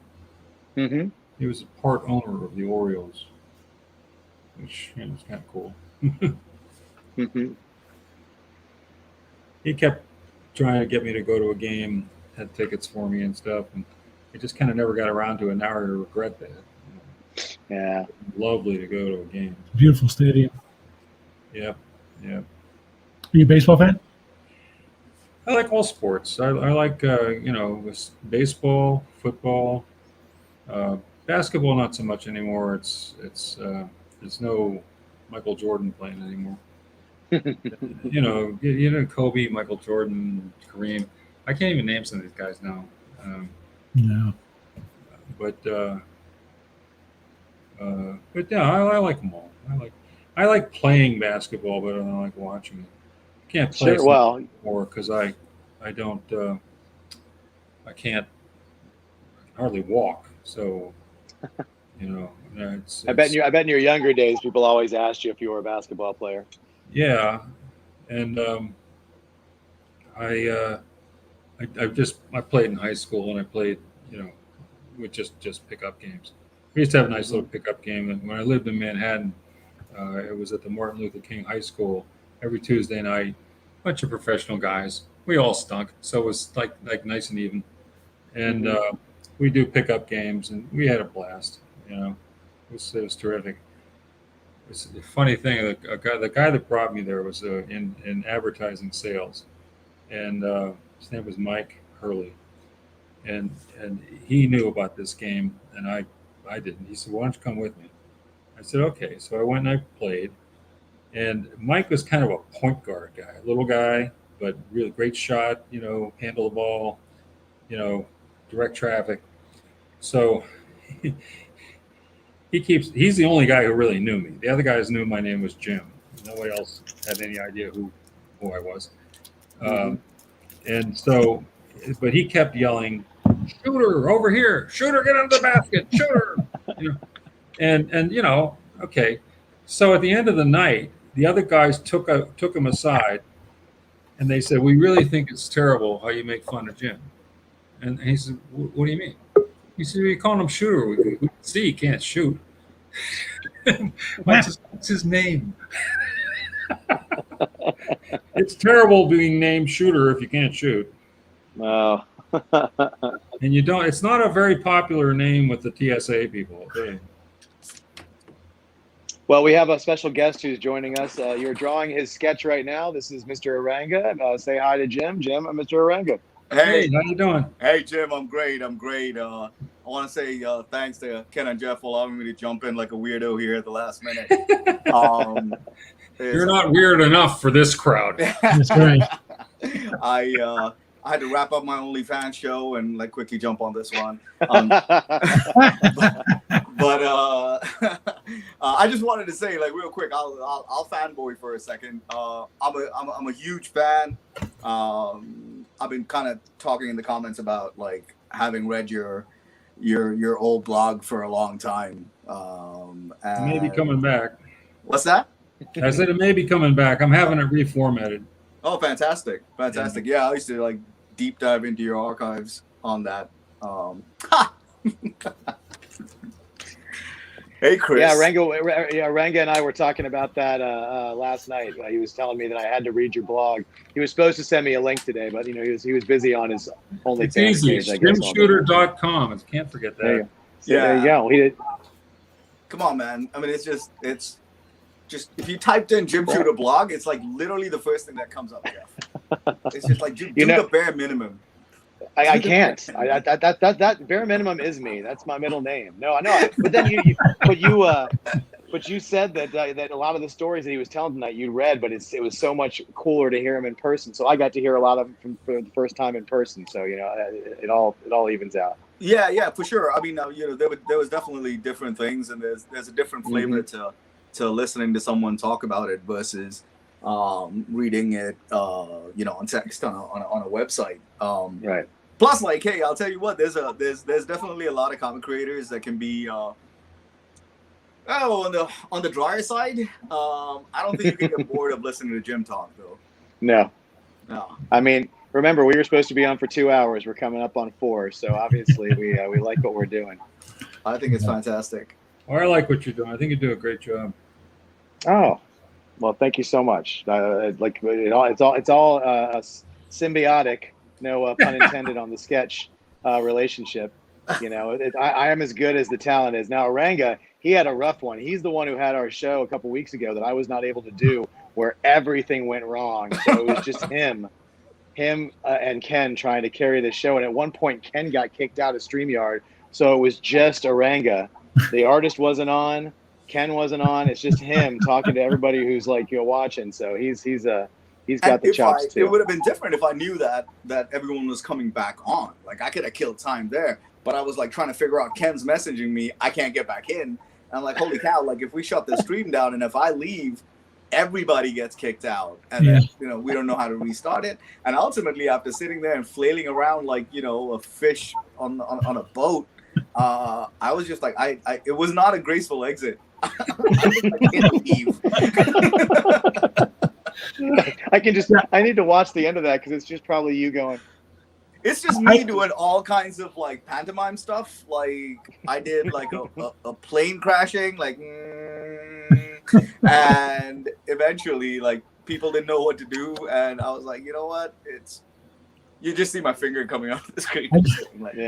I got into a pretty heated email exchange with StreamYard about that, by the way. Oh, really? Because they were trying to tell me, they were like, well, you can't do this and you can't. I'm like, well, I didn't do anything. I said, I'm sitting there and all of a sudden I can't see any Facebook comments on my StreamYard.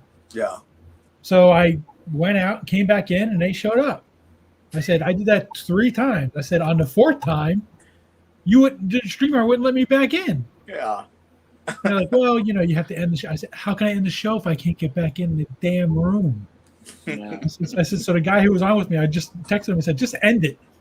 Just end it. Pull the plug. Over. Pull the plug. Yeah. And I've watched dozens and dozens of these shows, and of course, the one time I come on to try to do something, I mean, it was just just It's a garbage beginner's player. luck, huh? Yeah. Well, that's the reason why Jim today. I wanted to do like a rehearsal because I do that with everybody. And the gentleman I had on was Andy Kuhn, and he his internet was horrible. So I had my phone on my laptop, so you could hear what he was saying through my phone.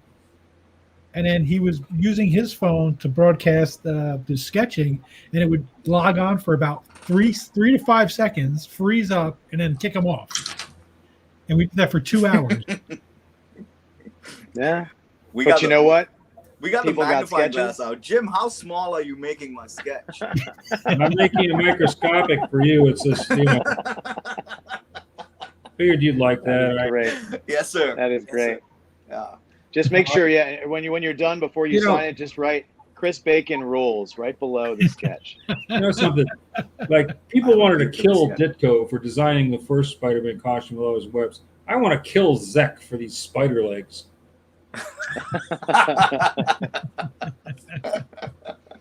But see, like guys like Zach and everybody who draws Superman, like that they just do it. They just know how to do it. They do the negative space. They just and it's done. Yeah. It's nuts. It's easy for them. Yeah, exactly. I don't know. Hey, Jim, Right. in Looks terms good. of, I do have a question for you. In terms Sure. of like your aesthetic, right? Mine? In terms of your taste and Yeah. your style that you brought to Marvel when you were editor in chief.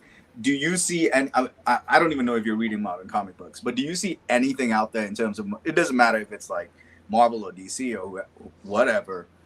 Very Do little. you see a book out there that reflects your taste or your aesthetic? from No, that well, period? it's, number one, I'll correct you a little bit. It was not about my style, and I went way out of my way to get all different kinds of people, and because I don't think style is all that important. I think that you tell a good story and you tell it well, and there's a lot of ways to do that. There's a lot of good stories, and so Louise Simonson as an editor, her books were a lot different than Larry Hama's, and Carl Potts were a lot different than Bob Budiansky's, and so I wasn't trying to. I didn't tell anyone what to do or how to do it. I told them basic craft, but not do it like me ever. Sure. And I just wanted people to. I wanted to see Ann Nesenti's vision. I wanted to see Louise's vision realized. I wanted to see people, tell good stories their way, and they did. I mean, there's no resemblance between Walt's approach to Thor and, say, DeFalco's approach to Spider-Man. DeFalco was like meat and potatoes, and Thor was crazy as hell. Yeah. It was, but both were good, and that's how it ought to be. I felt like style is the least important. Let's just make great stories and tell them well. And I absolutely. Like I was saying before, you don't have to tell Louise much. You don't have to tell Archie. Well, you don't have to tell Louise anything. You don't have to tell Archie anything.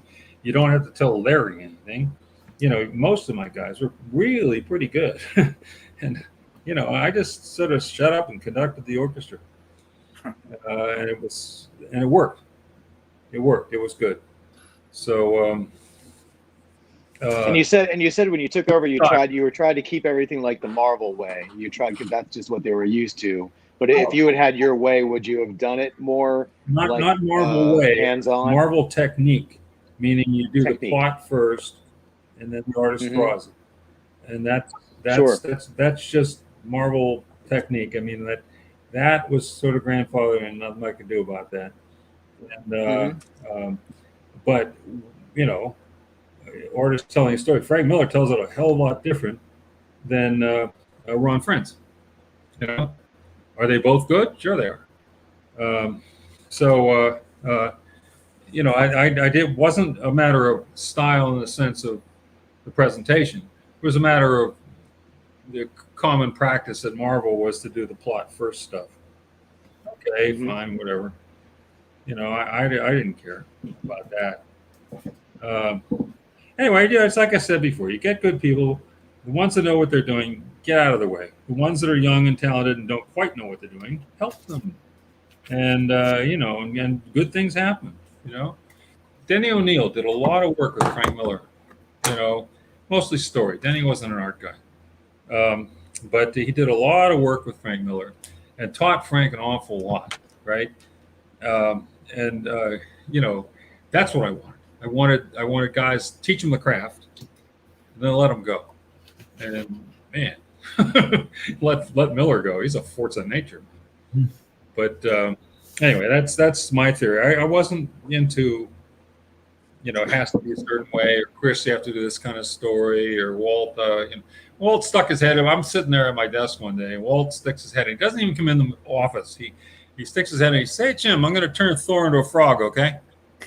If anybody else said that to me, I'd say, I have some issues with it. And I'm thinking, Walt, how bad could it be? Okay, yeah, okay. My office. Oh my God, my office was a zoo. It really was. There you go, Ken. There are the origins right there. One of Ken's favorite characters is Throg. There you go. The origin of Throg, Ken. Origin right there. Frog Thunder. That's cool. So aesthetic would have been an incorrect description of what I was trying to yes, say. Yes, maybe, I object to that word, but other than that, maybe like framework, right? It seems like every time I've heard you talk about it, it's like it sounds like stuff that should make sense. You wanted clarity in storytelling, and some kind of adherence to, maybe continuity is too strong a word, but it had to make sense from issue to issue, right? They sound like basic. It seems to me that's pretty basic, because you have to be able to read the damn thing, and also it should, you read it, and it should make sense to you, and it's fantastic. I thought that was just normal, and teach the craft. It's like we're telling stories here, okay, and this is how you do it. These are the fundamentals. This is the bedrock. You go lots of ways from here.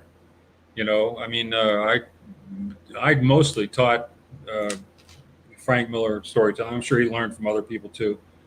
But all of a sudden, once he gets it, then he's doing stuff I never thought of. And I'm learning from him.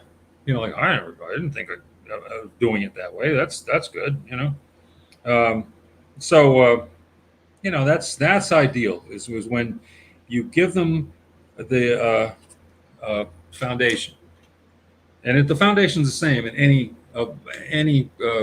entertainment medium, I don't care if it's a movie or a novel or animation, whatever you got, the bedrock is the same.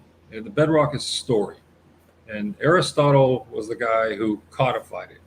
He didn't invent it. He didn't decide it. He observed it.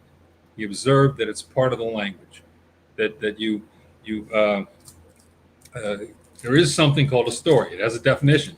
Sentence has a definition too, but it didn't inhibit Shakespeare in any way, or Salinger, or Mark Twain, or anybody like that. It's just a definition. What's a sentence? It's a complete thought. Okay, that's pretty broad.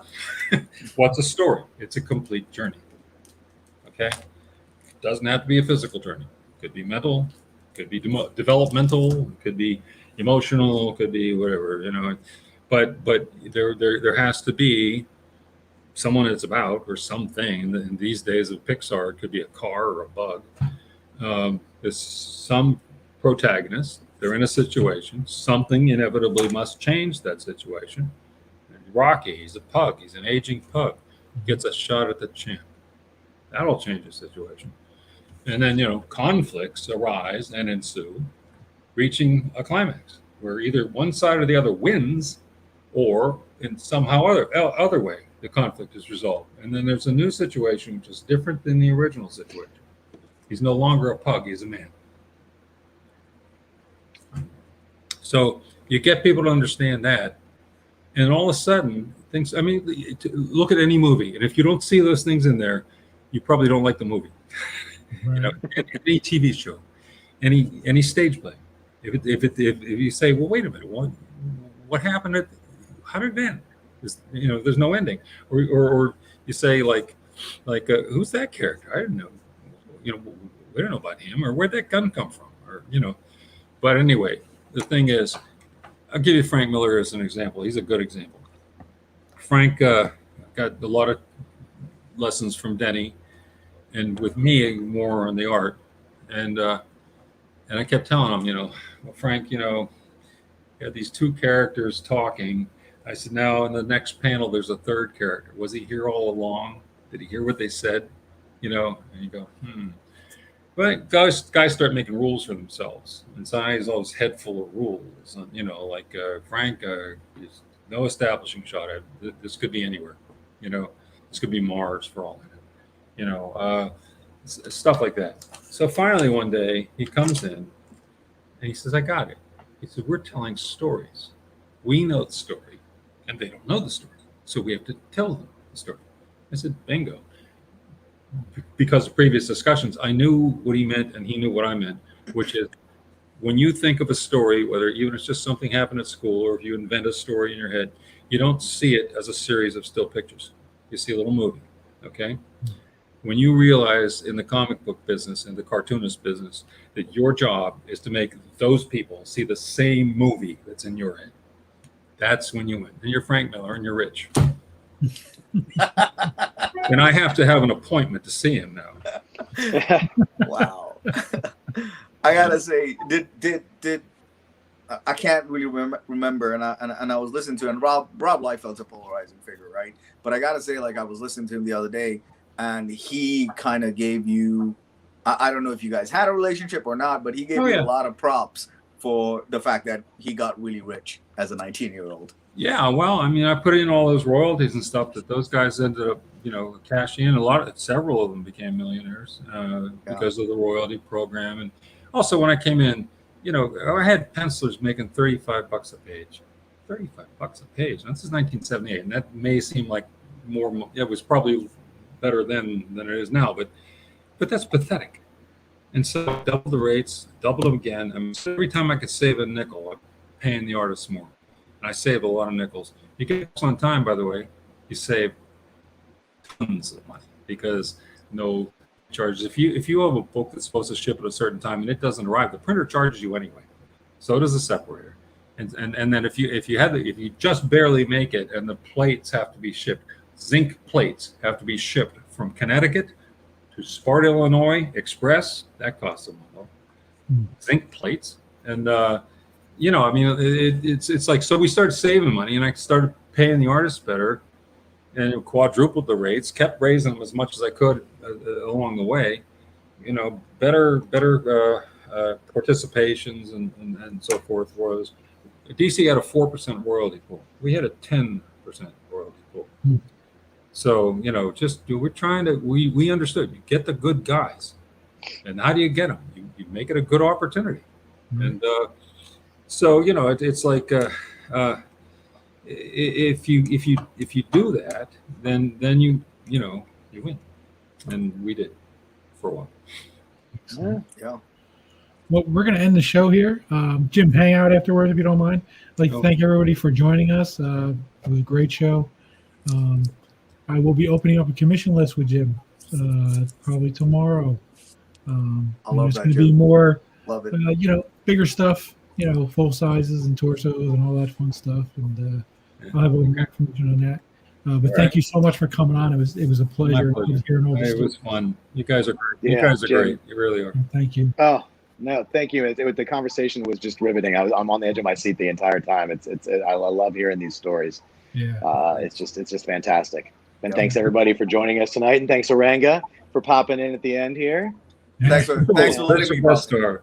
Right, guys. he's our celebrity cameo, and then There you go. exactly. And everybody have a wonderful night, and then we'll talk to you all soon. And don't forget to get your shot so we can all go to shows. Yep, that's it. Yeah, mine. Take care. Have a good night, everybody.